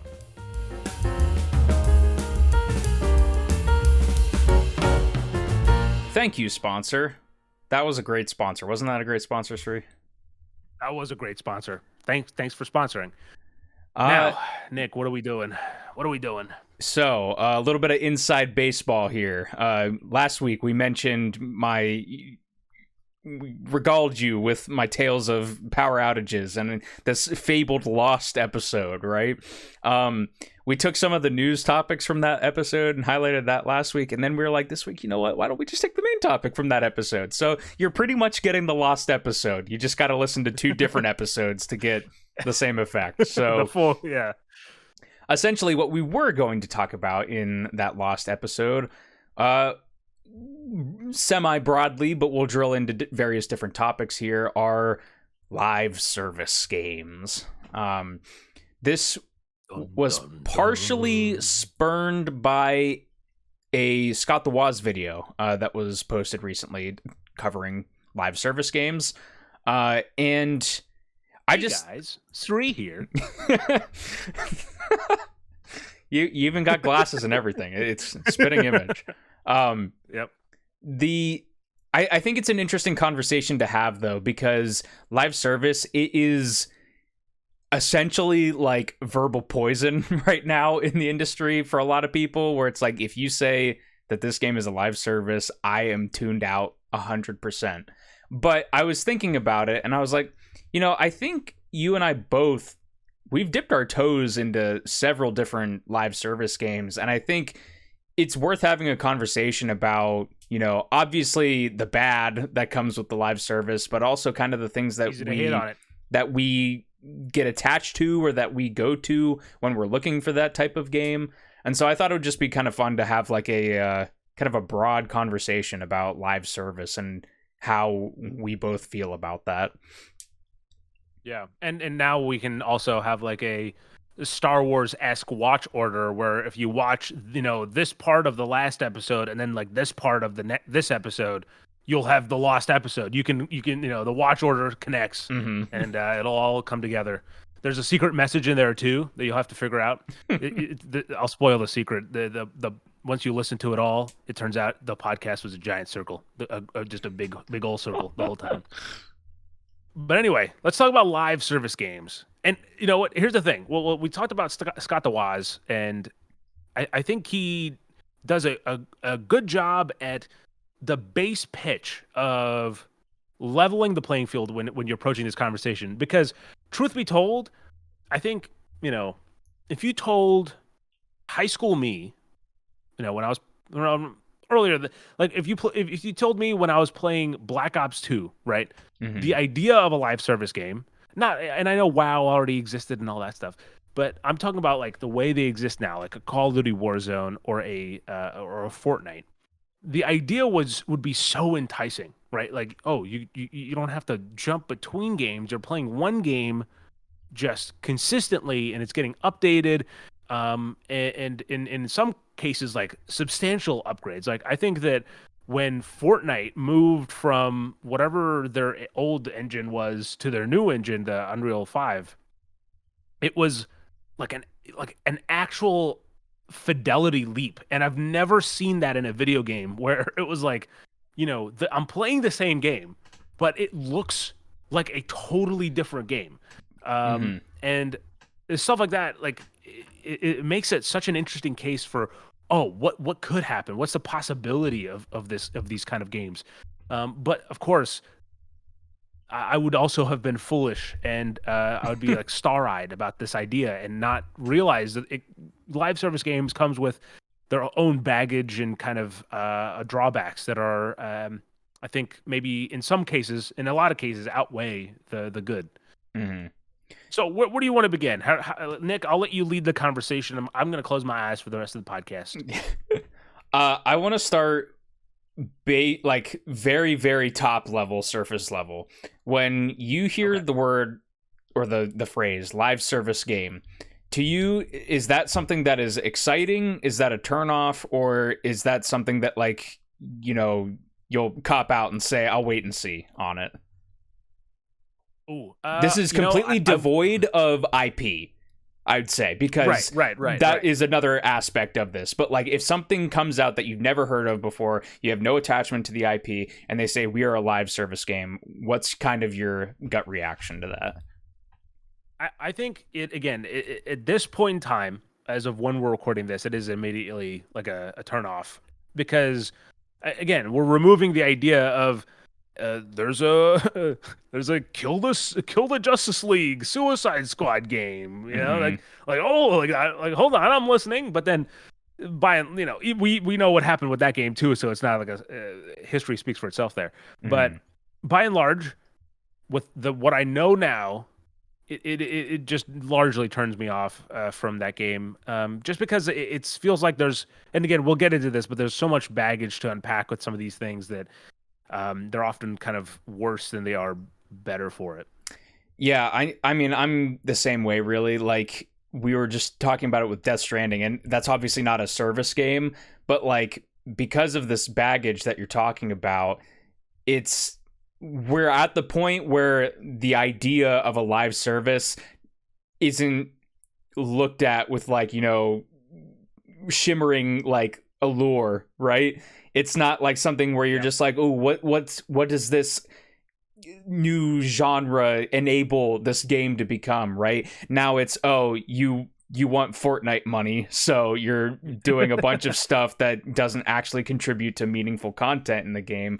It's to pad out a digital store, or to, have an endless gameplay loop. That means your story can't have a definitive end because you can't lock off content for people to, endlessly grind and churned out. Oh, Nick, sorry. We have breaking news for the first time on Respawn Station podcast. The Mario sequel has a name. Mario movie. Sorry, the Mario movie. Please tell me it's not just the Mario movie 2. It's called Super Mario World. So there you go. In a new post on NBC Universal, where they're talking about all the new upcoming releases for movies, they did drop in right at the end there the last three mentioned: Super Mario World, Shrek, and Minions, all equally important. So there you go. We got some breaking news. Super Mario World is the next is a sequel to the Super Mario Brothers movie. Mario Kart World, Super Mario World. It's going to be a retelling of the SNES game. All right. Back to this. Yeah. So yeah, I think we should drill into some of that baggage, I guess, now, because we brought it up, and I think that is the key part of why us and so many other people are just kind of like distastefully looking at live service these days. And it's weird because you have the games that do it right, or like, I don't know if right's the right word. There's the games that did it and make the money, and that's things like Fortnite or Warzone. And they have a strong core gameplay loop. I think that's part of why these games pick up in the first place, is that what's there at its core is it's fun to play. I think Fortnite is the interesting game to look at here, because when it first came out, it wasn't Battle Royale, it was Save the World, and that wasn't, to people's liking. Yeah. And then eventually they're like, oh, PUBG's doing, numbers. Let's see how a Battle Royale works with Fortnite. And then that's when Fortnite started blowing up. But and Call of Duty kind of had, 2 decades worth of history when Warzone comes out, that like they as you mentioned, they kind of had a transition into service over the years, right, with the multiplayer stuff and microtransaction skins, loot boxes, that sort of thing. Because Warzone wasn't even Call of Duty's first attempt at a battle royale. It just happened to be the one that was free to play, and I think that is also a key aspect of the live service game here. Yeah, it's good that you bring that up, because I definitely think there's a dividing line between the free ones and the paid for ones. I mean, case in point, you go with like, just rattle off a couple free ones. You got your Fortnite, your Warzone, your Marvel Rivals, Apex Legends. It's like these kind of games, they are free out of the gate, and they have, a fun gameplay loop. Maybe it's a derivative of other games, Overwatch or Battle Royales or stuff like that. But yeah, usually the core, the bones of the game are good there. Not to make a pun out of that, but then you get things like Skull and Bones, or you get things like, I mean, Concord would fit into this, where the companies, they ask for Suicide Squad killed the Justice League. Suicide Squad, they ask for money for a ticket to entry, but then I think that does change the expectations. Exactly, because it's like, people, at least at launch, I mean, like now you can buy these games for what, like pennies compared to the launch price, but at launch when they're trying to get the most amount of people through the door. It's just like, okay, so you want me to spend $70 on this multiplayer first-person shooter when I have 50 hours in this multiplayer first-person shooter that's not costing me anything that I'm having more fun with already.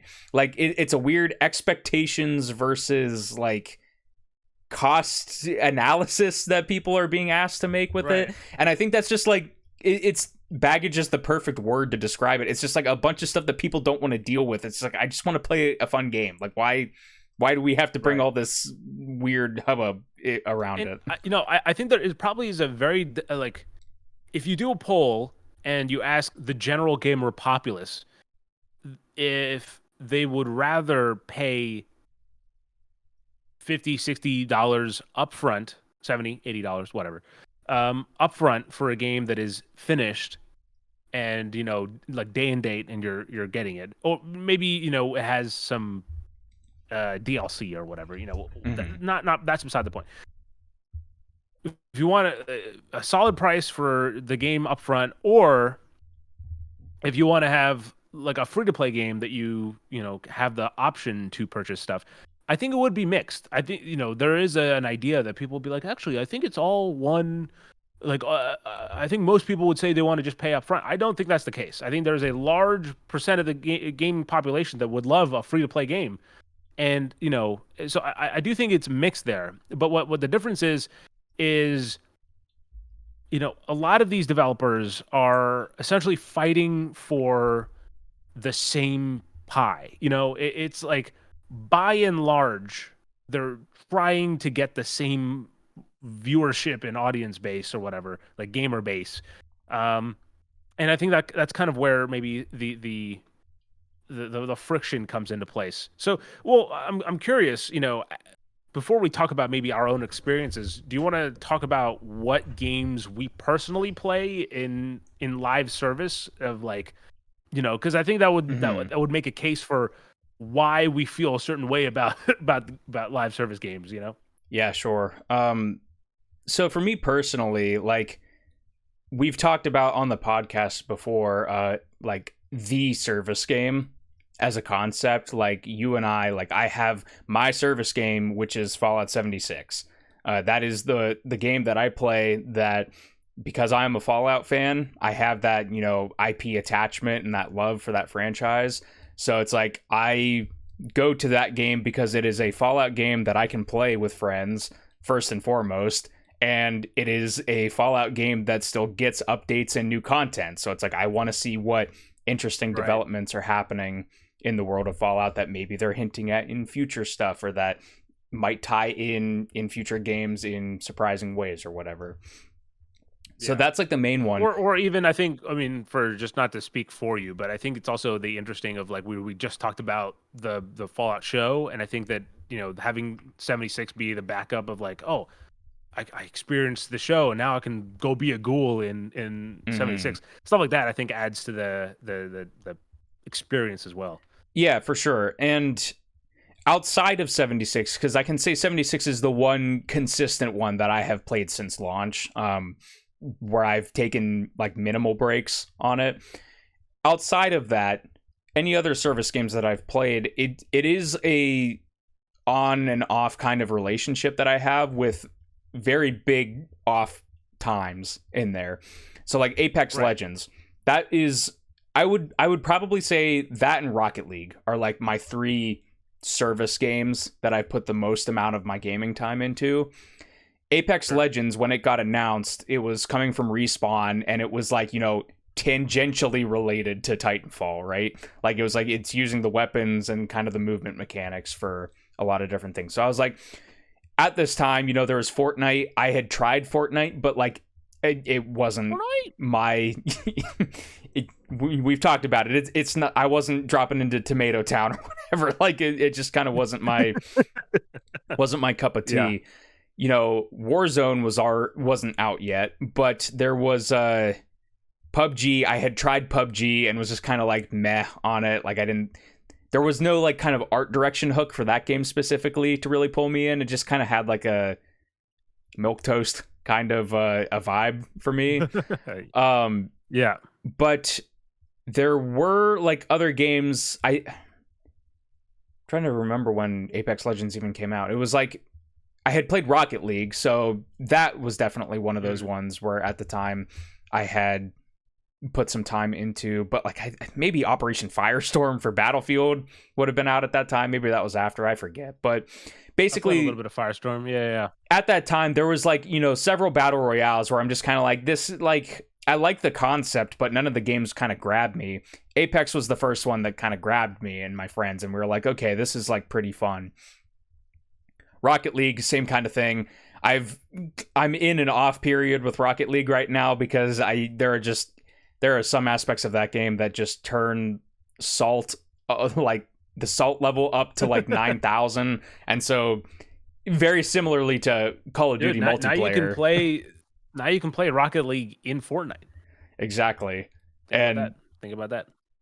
Yeah, Fortnite's just kind of in a realm of its own. But yeah, those are kind of the main ones for me specifically that I would say that I put the most amount of time into. Any other ones that have kind of really come along, it's like I try it and then I'm usually off of it.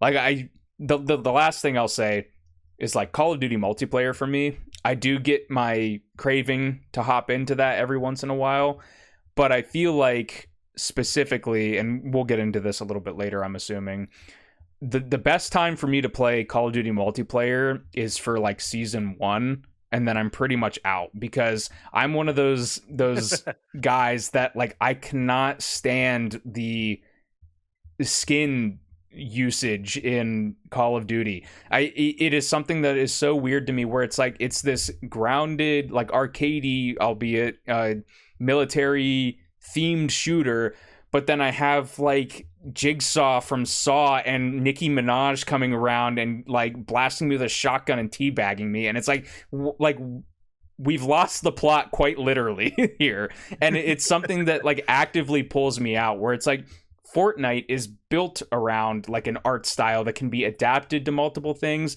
and they've pretty much just like they threw caution to the wind years ago where they're just like, yeah, Goku and Darth Vader fighting in the middle of the arena. So it's like that's kind of the identity of Fortnite.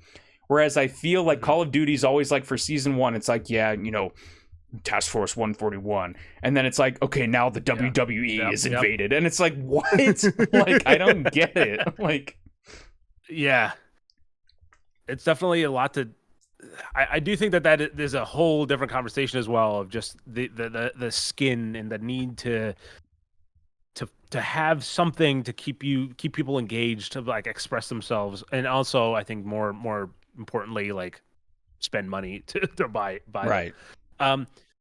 So here's the thing, right? I've played 3 different live service games over the years that I would, or 4, I'll say 3 really heavily, 4 if you include the Division 2, or the Division in general, because I played a lot of it. Actually, I'll say this, man, I'm unpacking my own live service history as we speak. So both the Division and Destiny, I played relatively closely in terms of I picked it up at a certain point. It was not on launch. The Division 1 I did pick up like a week after launch, and then for like 2-3 weeks it was like hardcore. I went in on that game, and then I moved on to something else because in my head it was like a single player experience. I wasn't really familiar with the live service idea of it. The Division 2 is probably a little bit more heavily. I played a lot more of it. I got the DLC. I explored a little bit more of that, and spend a decent amount of time, but it was still like, I was like 60 hours, 70 hours. And I was like, okay, I've done my time. I've spent my time in DC. And what's funny is I got, my entire playthrough of Division 2 is on my channel. And the last part of my playthrough is like people being like, dude, you've just started the game. Like, I'm like, actually my 70 hours tells me otherwise. Let me just tell you.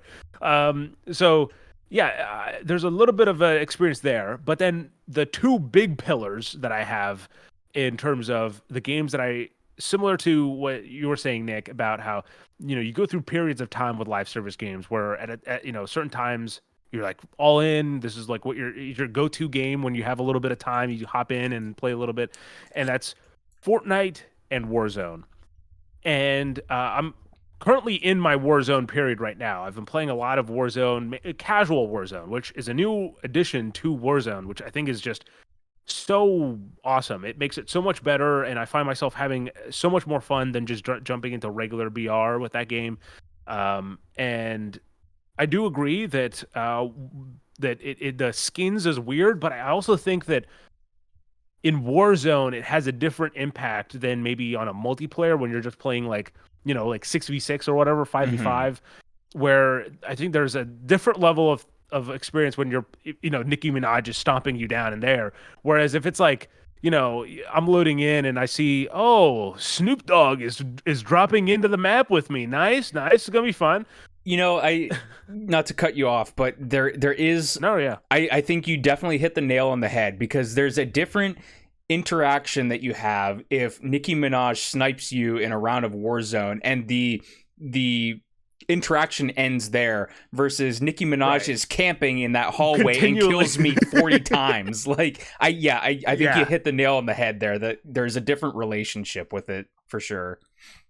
And again, that we can certainly get into it, but I also played Fortnite, and Fortnite is actually such a reoccurring thing for me that and I'm glad I go through seasons of playing it and then not playing it and playing it and not playing it.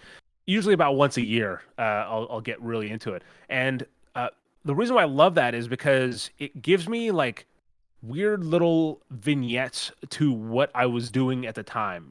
There's certain moments where I'm like, I remember I played through 2021 New Year.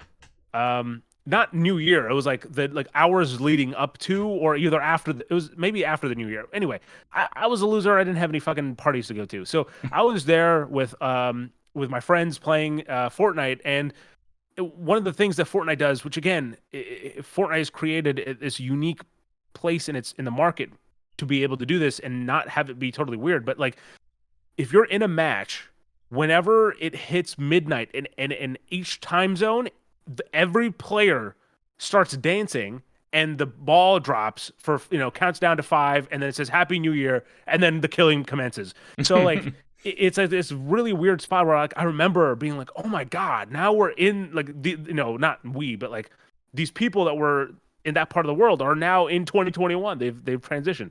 So yeah, Fortnite is a very unique case for that. But I've also had, not including those two behemoths, Warzone and Fortnite, I've also had my experience with other battle, or not just battle royales, but live service games over the last few years. I had X Defiant. I had a Ubisoft game that maybe a lot of people don't know about called Hyperscape. And Riders Republic. I realize I'm only listing Ubisoft games at this point. Just now, recently I've been playing quite a bit of Fragpunk, though I will say that my track record with X Defiant and Hyperscape established that I am I'm a doomsayer, like not a doom slayer. I'm a doomsayer. Every time I get into a game, the game's like, all right, time to fucking close shop. Sree's playing the game. So, X Defiant went wayside. I hope this doesn't mean the worst for Fragpunk, but yeah, no, I think those are my, broadly speaking, like Motorfest. I also probably played a decent amount too. I know you played a little bit of it as well. But the reason why I wanted to establish those games that I've been playing is because I think Fortnite and Warzone are too big to fail. I like Fortnite especially is just, there's so much in Fortnite, from like the base game being there, but then there's also base game plus zero build, and then there's the Guitar Hero version stuff, like there's the Rocket League stuff, then there's entire fan-made game modes, and then there's also professionally made game modes. Like you can play through essentially a Call of Duty-esque 5v5 match in Fortnite too, in first person and everything. And so the sheer amount of content that they have is just absolutely crazy. And then Warzone obviously has a Call of Duty like name behind it, so it's not gonna. There's nothing really to waver it. And Battlefield certainly tried, I think, at one point to try to get in on that action, but we all know that how that went. Mm-hmm. But what I find is with my experience with live service games,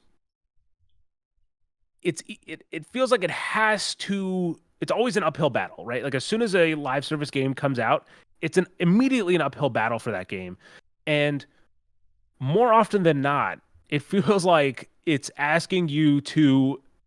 It's like stock prices, or not stock prices. It's like stock. I think live service games are sort of like stock, where they launch and they're essentially like, "Hey, give us your time, not money." This is like a lot of these. Some of these games are free to play. Like Fragpunk, Hyperscape, X Defiant, obviously Warzone, Fortnite, and Destiny 2 eventually. Motorfest and Riders Republic are like full paid games and stuff, but. Mm-hmm. Um, they're free, so they're essentially saying, "Hey, give us your time, and the return is if we're successful, if this works out, the return is you'll have a game that you can return to for a long time after this." But by and large, most games don't do that, and what ends up happening is you put in your time, and then the game's like, actually, it's all going south. Servers are going down, as games getting off the market, like you can't play it anymore. Mm-hmm. And I think that absolutely fucking sucks. Like putting so Yeah. much time into a game and getting into it and then having it just gone. I think that is partially what is a big like contributing factor to the recent like vitriol towards live service is specifically the frequency at which a game is released is playable for a couple months and then it's like, okay, we have to turn everything off because it doesn't make an endless fountain of money. Like right. And it does bring to mind like I wonder if at a certain point like there would be like I'm sure that there are currently legal proceedings around it, but it's like there has to be at a certain point, and it gets weird with like free games, I guess, too, because it's like you aren't paying anything for it, but for the paid ones where it's like if you paid money for this and then they announce that servers are being shut off, like of course it's in like 25 pages in a EULA or whatever that you're just like, yeah, like I'm fine with it, but there should be at a certain point where it's like you need to at least put some effort into some kind of offline mode or something for these games that just like disappear like that. So I can show my grandchildren my X Defiant skins and be like, hey, look, I earned this at one point.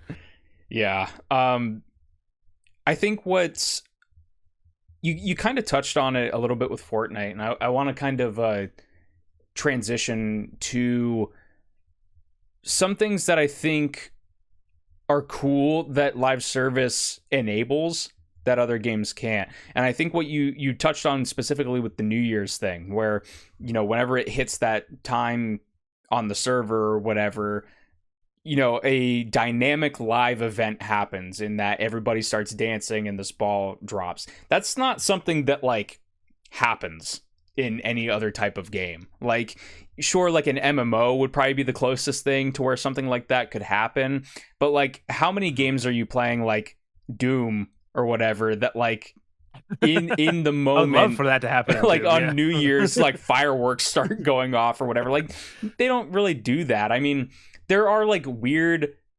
situational things where like I recall like Metal Gear Solid 5, it asks for your birthday at the beginning of the game and you get like a cutscene that plays when it's your actual birthday.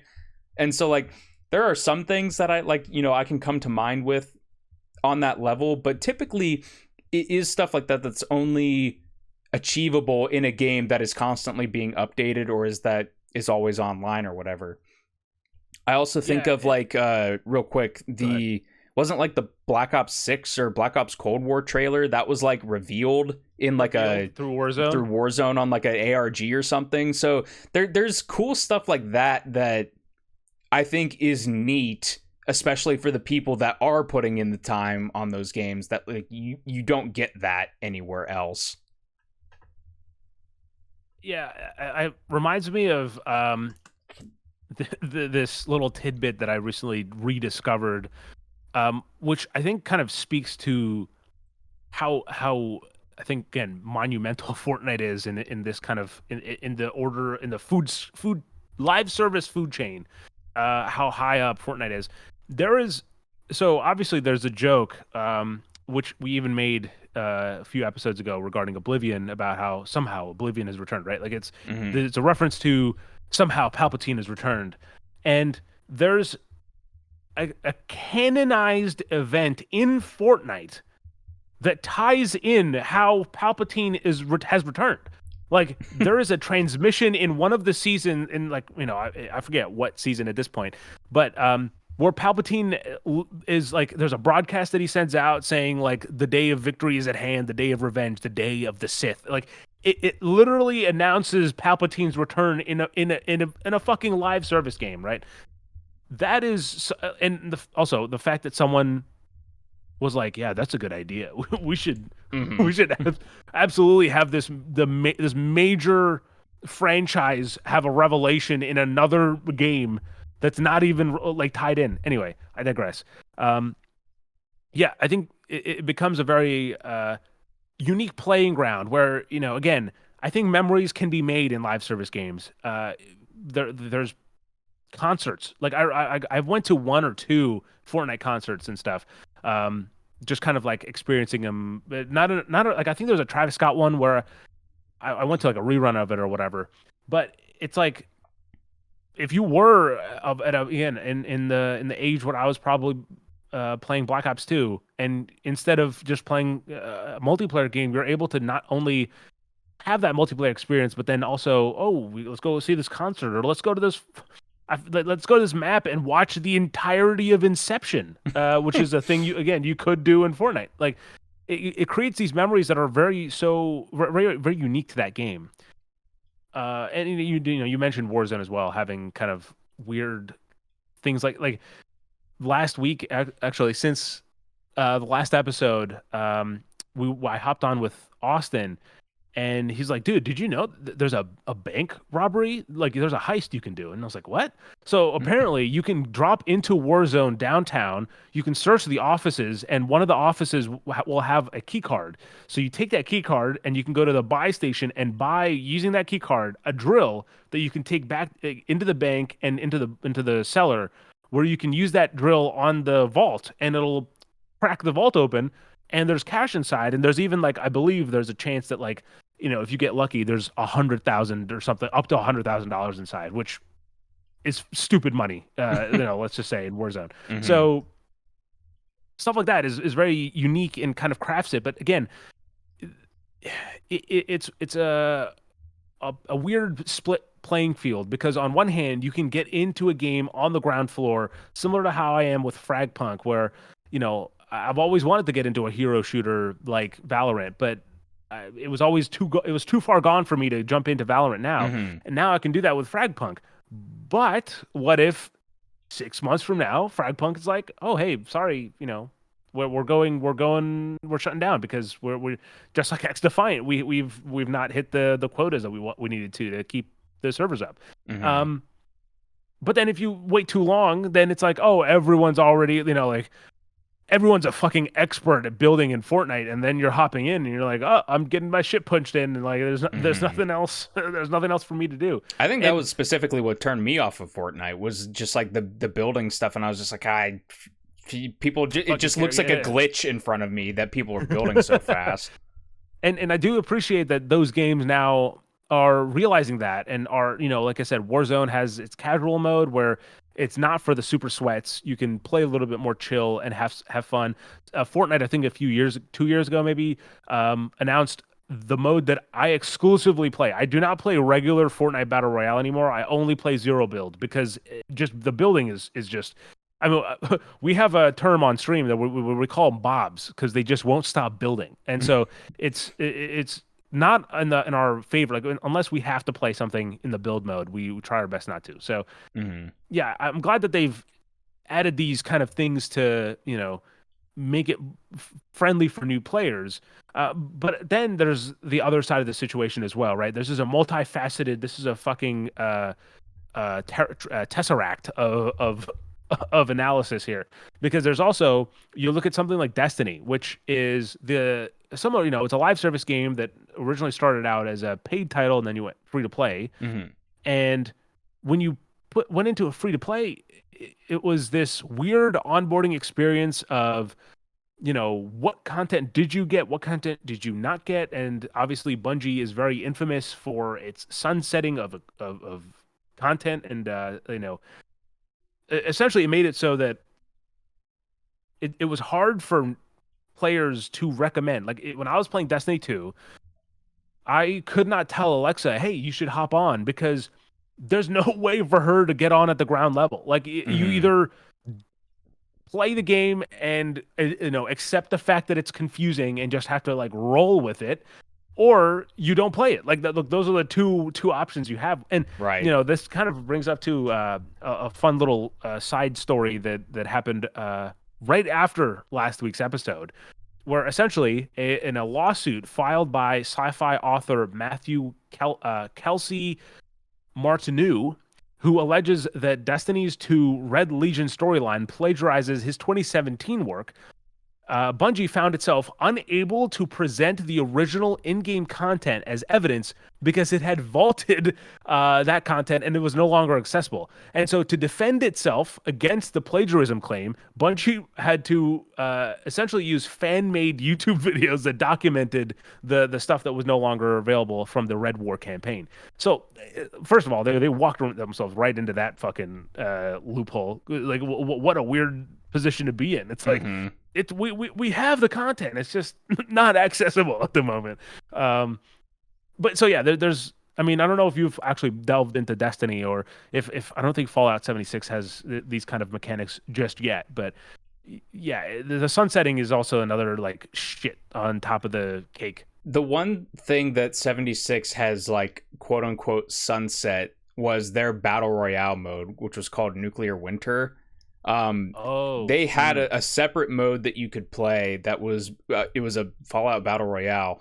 Uh, it had some fun mechanics to it. Like you could find these nuclear briefcases and find codes, and then you could launch a nuke in the match, and it would like cause a uh, very big problem, like if the ring was getting close and then a nuke is dropping in the middle and stuff. right. So it had some really cool stuff like that, but then people kind of like fell off of it. And like I know me specifically, like I never really played it for the actual game. It was like they usually would have like a daily challenge that would be like survive for 10 minutes, so I would just spawn in and go hide in like a bush for 10 minutes and then just leave.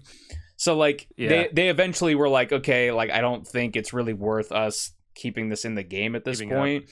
And they did Yeah. have like lore tied to it and like cosmetics, but like I think they've transferred all of that into the game. It was like they made like Okay. new challenges or something that would unlock those loot rewards and everything. So Mhm. they found some creative solutions to at least make it so that like it's not like completely lost content and everything. But yeah, that's like the closest thing that they would have to like just like something that was playable is no longer playable in the game. Yeah. But yeah, like live service games by and large are just so risky. And then now we're talking almost entirely from the player's perspective here, right? So we're talking about Hmm. like time investment that you're putting in versus the reward that you might get later on if the game is successful and has a long runtime. Um, then we have the developer side of things, which kind of adds another point of view, because again, the idea that for a long time, I think Call of Duty was the game that made it this apparent for me, was that the developers were always fighting to keep players coming back and like keep the players in the game. So that's part of the reason I think where Call of Duty games back in the day would have the core game that would come out. You pay $60 and you'd get the game, and then like every like what 4 months you'd get a DLC pack, and it comes with a few more deal like maps and stuff, so Hmm. that you can kind of keep playing and have a not the same stuff that you're looking at. But then you take that and you're like, okay, so live service is essentially just that formula, but you don't really pay for well, in most cases, you don't pay for the additional maps or anything. It's just all kind of it's an evolving process, and you're just there for the ride. And that those changes are, I think it's part of the package that like you're communicating with the player and saying, Hmm. you know, oh, this gun sucks. Let me patch that. Let me tweak that, and let me add this now and see how that dynamic works with this new item in. Um, As well as like but implementing like learned lessons. Like, so with the map pack example, the thing that I think they learned along the road was that, okay, if we charge money for these, then it dilutes the player pool, and now it's yeah, between people that just have the DLC or people that have the base game. Let's not bother with that. If we just give it to everybody, then the player pool doesn't get separated. So yep, I agree. And then the developers come in, and when you're looking at a live service game, what I find that from now the developer's point of view, you're getting the chance to make a game that you will keep, you could keep working on for 10 years. Like the game keeps going, whatever. But then there's also the chance that 6 months from now, the studio goes belly up, and mhm. that game's no longer viable, and or like look, take a look at Concord, for example. I feel like that's an easy, like, maybe cop out answer, because like Concord is maybe like too infamous of a game to mention here. Right. In regard to, like, it's an outlier in this case, but like these people worked for years on this game, developed all this lore. Like there is, I still think about it, like the amount of writing and stuff that was done for Concord, that then within like 2 weeks or whatever, I forget what the exact time period was, it to just be like, actually, yeah, this game doesn't exist. All the stuff that we were talking about, which a point that really stuck with me was, every week they're gonna have new like story progression stuff that pushes these characters forward. All of that is gone, and no, like, not accessible, and that team is gone. Like, I believe that studio is shut down, right? So Mhm. like what is that position for that developer, and like what is their kind of risk reward for, oh, do we work on this live service game or do we not? And Yeah, not everyone's in a place like Naughty Dog where they can keep going even after their live service game gets canceled. I think there's something also to be said about the creative drive of those developers. It's like, certainly there are some studios and stuff that go out and set out on a live service game with the intention that, like, yes, we're going to be working on this forever. But then there's also certain circumstances, I feel, where it is like more of a publisher thing, where it's like, you guys should make a live service game. And then if Right. people like out of the gate are like, This that's kind not of really the sucks. kind of game that I want to make, but I guess I will, because it's paying my Yeah. livelihood. And then they get Right. into it, and then it's like, okay, maybe it is a success. It's like, okay, well, now I have to think about Grind it this out. world for the next 5 years of my life. Whereas some creative people probably, like, I would include myself in this, where it's like, something I just want to move on to the next idea. The Like, next I thing. don't want to like be Yeah. thinking about what arc the green scaled man from Concord is going to be going through for the next 5 years of my life, right? So it's like, Right. there's like the business reality part of it, and then there's just the creative drive. And then like sidebarring that as well, with the creative drive, it's like, that's also not necessarily a live service specific thing, because there are studios like Naughty Dog where it's like, okay, we made Last of Us. They did Uncharted in between, so I guess maybe not the best comparison, but there are certain ones. I guess I'll say Doom. It's software. Doom 2016, Doom Eternal, Doom the Dark Ages. That's a decade on the same franchise that they just spent, and that's not not necessarily a live service game thing. I will say that I would say that's also sort of not an ideal example, because very much so, the Doom games are like purposefully reworked. Like every game, there's like, Sure. okay, how do we do things different? Like, how do we make Mm-hmm. things not stale? So yeah, it is a very interesting conversation of like, how long do you creatively, how long can you spend on something without that passion going away? And I Mm-hmm. think that's part of the reason where you like, I think for the last 5 years we've seen a huge resurgence, like live service attempts have been very frequent, right? And we've seen a lot of developers, whether this is a symptom or just a coincidence, I don't know, but we've seen a lot of developers being like, "Oh, this indie game is coming out, and it's from the developer of, like, it's from someone who worked on these other games that, like, shifted to working on live service games, or like shifted to working on these broader kind of long term games. Because I think it's like, I think even Claire Obscure Expedition 33, I think the director of that game was like worked at Ubisoft, and then they kind of like was getting bored at Ubisoft, so that they moved on to make their own studio and stuff. So, um, yeah, I think we're seeing the industry almost like on a response, both obviously from the gamer side complaining things about everything, but also the developer side of um, people being like, hey, I don't want to work on the same thing for over and over again unless I'm like truly passionate about it, and in Hmm. which case you'll spend 5 years making a passionate turn-based RPG. Exactly. Um, there is one thing that I want to bring up to like kind of put a bow on the conversation, which is like our last little point here, Sri. But is there any other angle that you want to kind of attack this at before we kind of wrap things up, or? I think we've come into some interesting revelations. I personally didn't even realize that there was like this shift in the industry of like people stepping away from these big studios because probably live service games were taking over so rampantly. Mm, Um, so that was an interesting kind of point to talk myself into, I guess. But no, I think for me, we're at a turning point where live service games are not as lucrative as they once were sought to be. I mean, when Warzone had just come out and it was doing well, when Fortnite was just already at the peak, there was a real movement in the industry of like, wow, this is what we have to do. We have to make these games.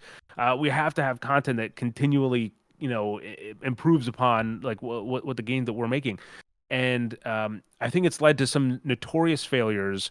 Obviously, Concord we can't keep harping on, but Suicide Squad killed the Justice League, being another one where again they released like 2 seasons or something, and they're like, actually, we're done here. Like this is what's mm-hmm. time to pack it up. And I think it is actually here. Actually, the last thing I'll say is I think live service games sort of are by and large detrimental to the industry because while I do think like the staples are there, right? Fortnite's not going away. Warzone's not going away. Fortnite will, if you make those memories in Fortnite, that game will exist for a long time. Um, but I think that imposing the idea, which you were kind of talking about, like high up levels, kind of demanding that there be live service elements. When you do that to a developer like Rocksteady, and look, I don't know what happened to Rocksteady. I don't know if it could have very much so been an internal thing where they're like, you know what we should do? We are tired of making triple A banging, just absolute crushing it with single player narrative adventure games. Let's do a live service. They could have absolutely done that, and I acknowledge it, Mm-hmm. but they were like Rocksteady was making their top form, right? Like I think that there was still is conversation for it, but I think there's conversation that Rocksteady was one of the top developers working, right? Like they were very much so punching up with like their Naughty Dogs in terms of their output to quality consistency. And I think so much of it, probably too much, was tarnished by Suicide Squad. Even for me, as a fan of those Batman games, like there's something again. I'm not going to go over it, but there's something that happens with Batman's character because it is the same universe canonically with Mm-hmm. their prior games, I believe, or maybe it's like, oh, it's another universe. Um, but like there's something that they do where I'm like, oh, that sucks. What a stupid way to end this end that storyline. And then like apparently 2 seasons in, the end of season 2 is like, oh, that ending is not what you thought. I'm like, I don't care. Like I've stopped caring. Like this is, and like how crazy it is for me like to not care about Batman. Like that shit is that's Mm-hmm. wild. I mean, that's like Nick being like, I don't really care about New Vegas. I don't fucking care. Like it just Right. be drastic. So, yeah, I think we've lost too much, kind of really top tier, like single player content, and pedigree with live service. Mm-hmm. Yeah, the kind of thing I wanted to bring up was like lessons going forward, but honestly, at this point in the conversation, like the lesson is like maybe put your developers, your money, and your time and into other pursuits, because yeah, like you said, there's the giants. They're still going to be around here, but it seems like live service is a genre that is not friendly to the double A or even some triple A like development. It's like you really need that lightning in a bottle kind of thing to capture people's attention and to have, you know, the creators that have the drive to pursue it, like you were mentioning, and not get burned out on it.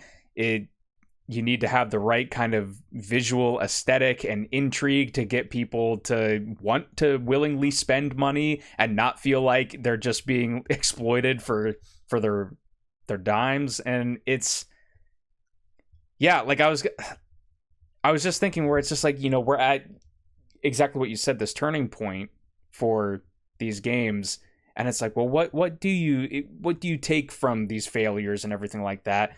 But at this point, like I don't even really have any lessons that they should say, other than it's just like, you know, maybe they had their moment in the sun.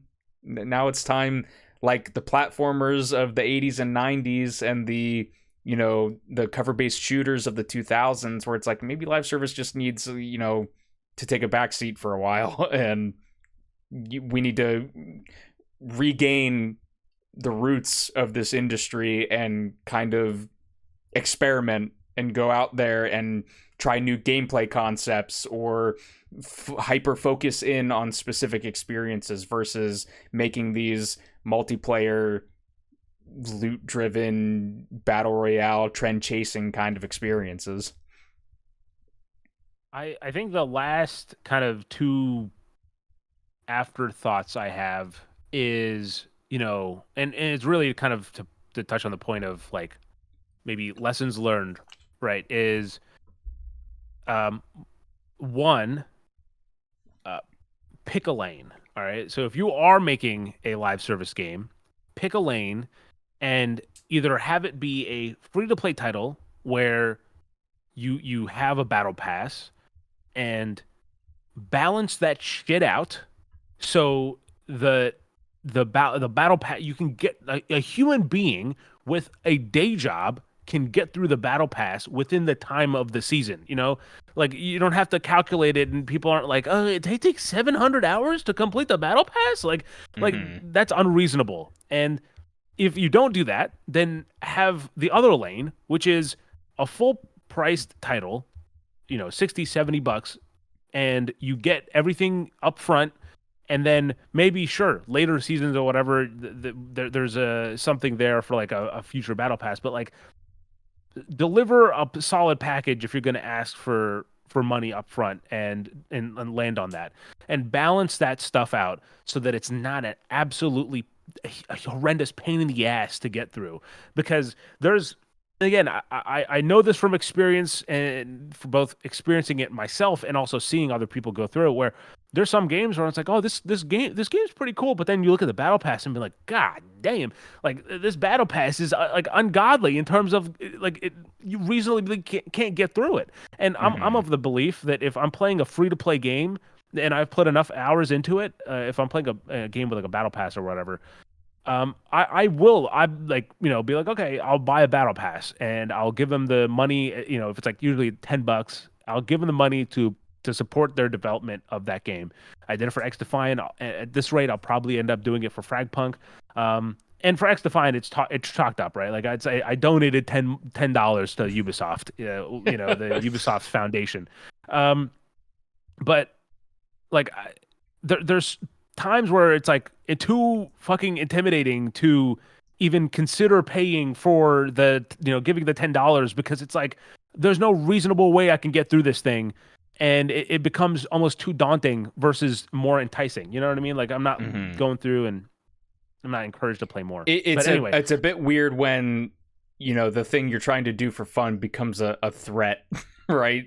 Right. Against your time and your money. Because then it just starts turning with a day job or like a night job. You're like, you know, you work your day job and you're like, all right, time to clock in for some, do the daily challenges. So what? I I gotta sit down and crouch or like go back up like teabag 5 times. Okay, I guess like whatever.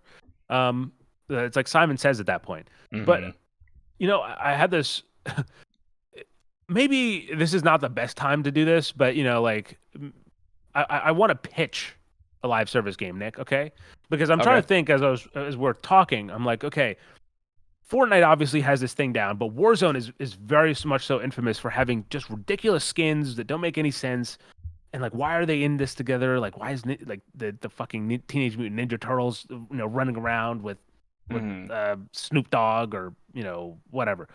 And by the way, too many weed references. There's so many weed Call of Duty things, like weed skins, weed guns. Like it's ridiculous. Anyway, I was thinking, okay, what would be something that you could have all of that stuff in, and it would still make sense? All right, Nick. Secret Levels, the game. It's so all the IPs that are in the show will appear so each season you'll get the same those battle pass characters coming in from the show. And and obviously it would be very diverse. It could be a battle royale, I suppose, but it could also be like there's other stuff to do there. But I think there's something there, a secret level live service game that ties in its universes because it clearly has licensing. I mean, look, it's not a 1-for-1. It's not like you can license the thing for a TV show and all of a sudden get the game rights to that video game character. But you know what I mean. It's those conversations will be easier to have, presumably. So yeah, there you go. Amazon, just write me a small check of the next the budget of season 3 of Ring of Power, and I'll give that idea to you for free. Or wait, that's not how that works. Or just have Masahiro Sakurai develop it like Smash Brothers Ultimate. Yep. Just be like, okay, so we're adding in Dig Dug. Let's have a 40-minute breakdown on the history of Dig Dug for Smash Brothers. And that's the future. And that's the future of live service. Nick, anything else for this conversation? That was a beefy topic and a beefy conversation. Absolutely. I feel like it was a little scattershot in parts, but I think we covered a lot of ground. And so I'm proud of us for getting a lot of different angles on that, because I think we also, to put like my final pin in it, I think we got across the point that I kind of was envisioning when we wrote the topic out originally. And it's that like, it's not all bad with live service. There's certainly a lot of bad, and it's probably fine that it goes away, but I did enjoy that we could highlight specific things about these games that like they do get right and that they are kind of interesting and unique to that genre. So ultimately I think it was a good conversation. Hey, you can say a lot of things about this podcast. I can't learn. I don't know how to talk. That's a valid point to make. We talk a lot about circles. That's a valid point to make. But we have nuance. You can't say we don't have nuance. I think in a lot of our conversations, we managed to, even on our craziest episodes, we'll end up having some really interesting kind of like full circle. God damn it! I said full circle. Oh, stupid. A great circle conversation. Yeah. So. Yeah, hopefully you guys enjoyed. Yeah, if you did, be sure to give us a rating on YouTube, a good old like, maybe a subscribe down there so that you can listen to new episodes whenever we get around to putting them out when there isn't power outages and all that. So, if you enjoyed, tune in next time and have a good evening. No, I'm going to do it again. Shh, I'm going to do it again. Have a good morning, a good evening, and a damn good time. See ya.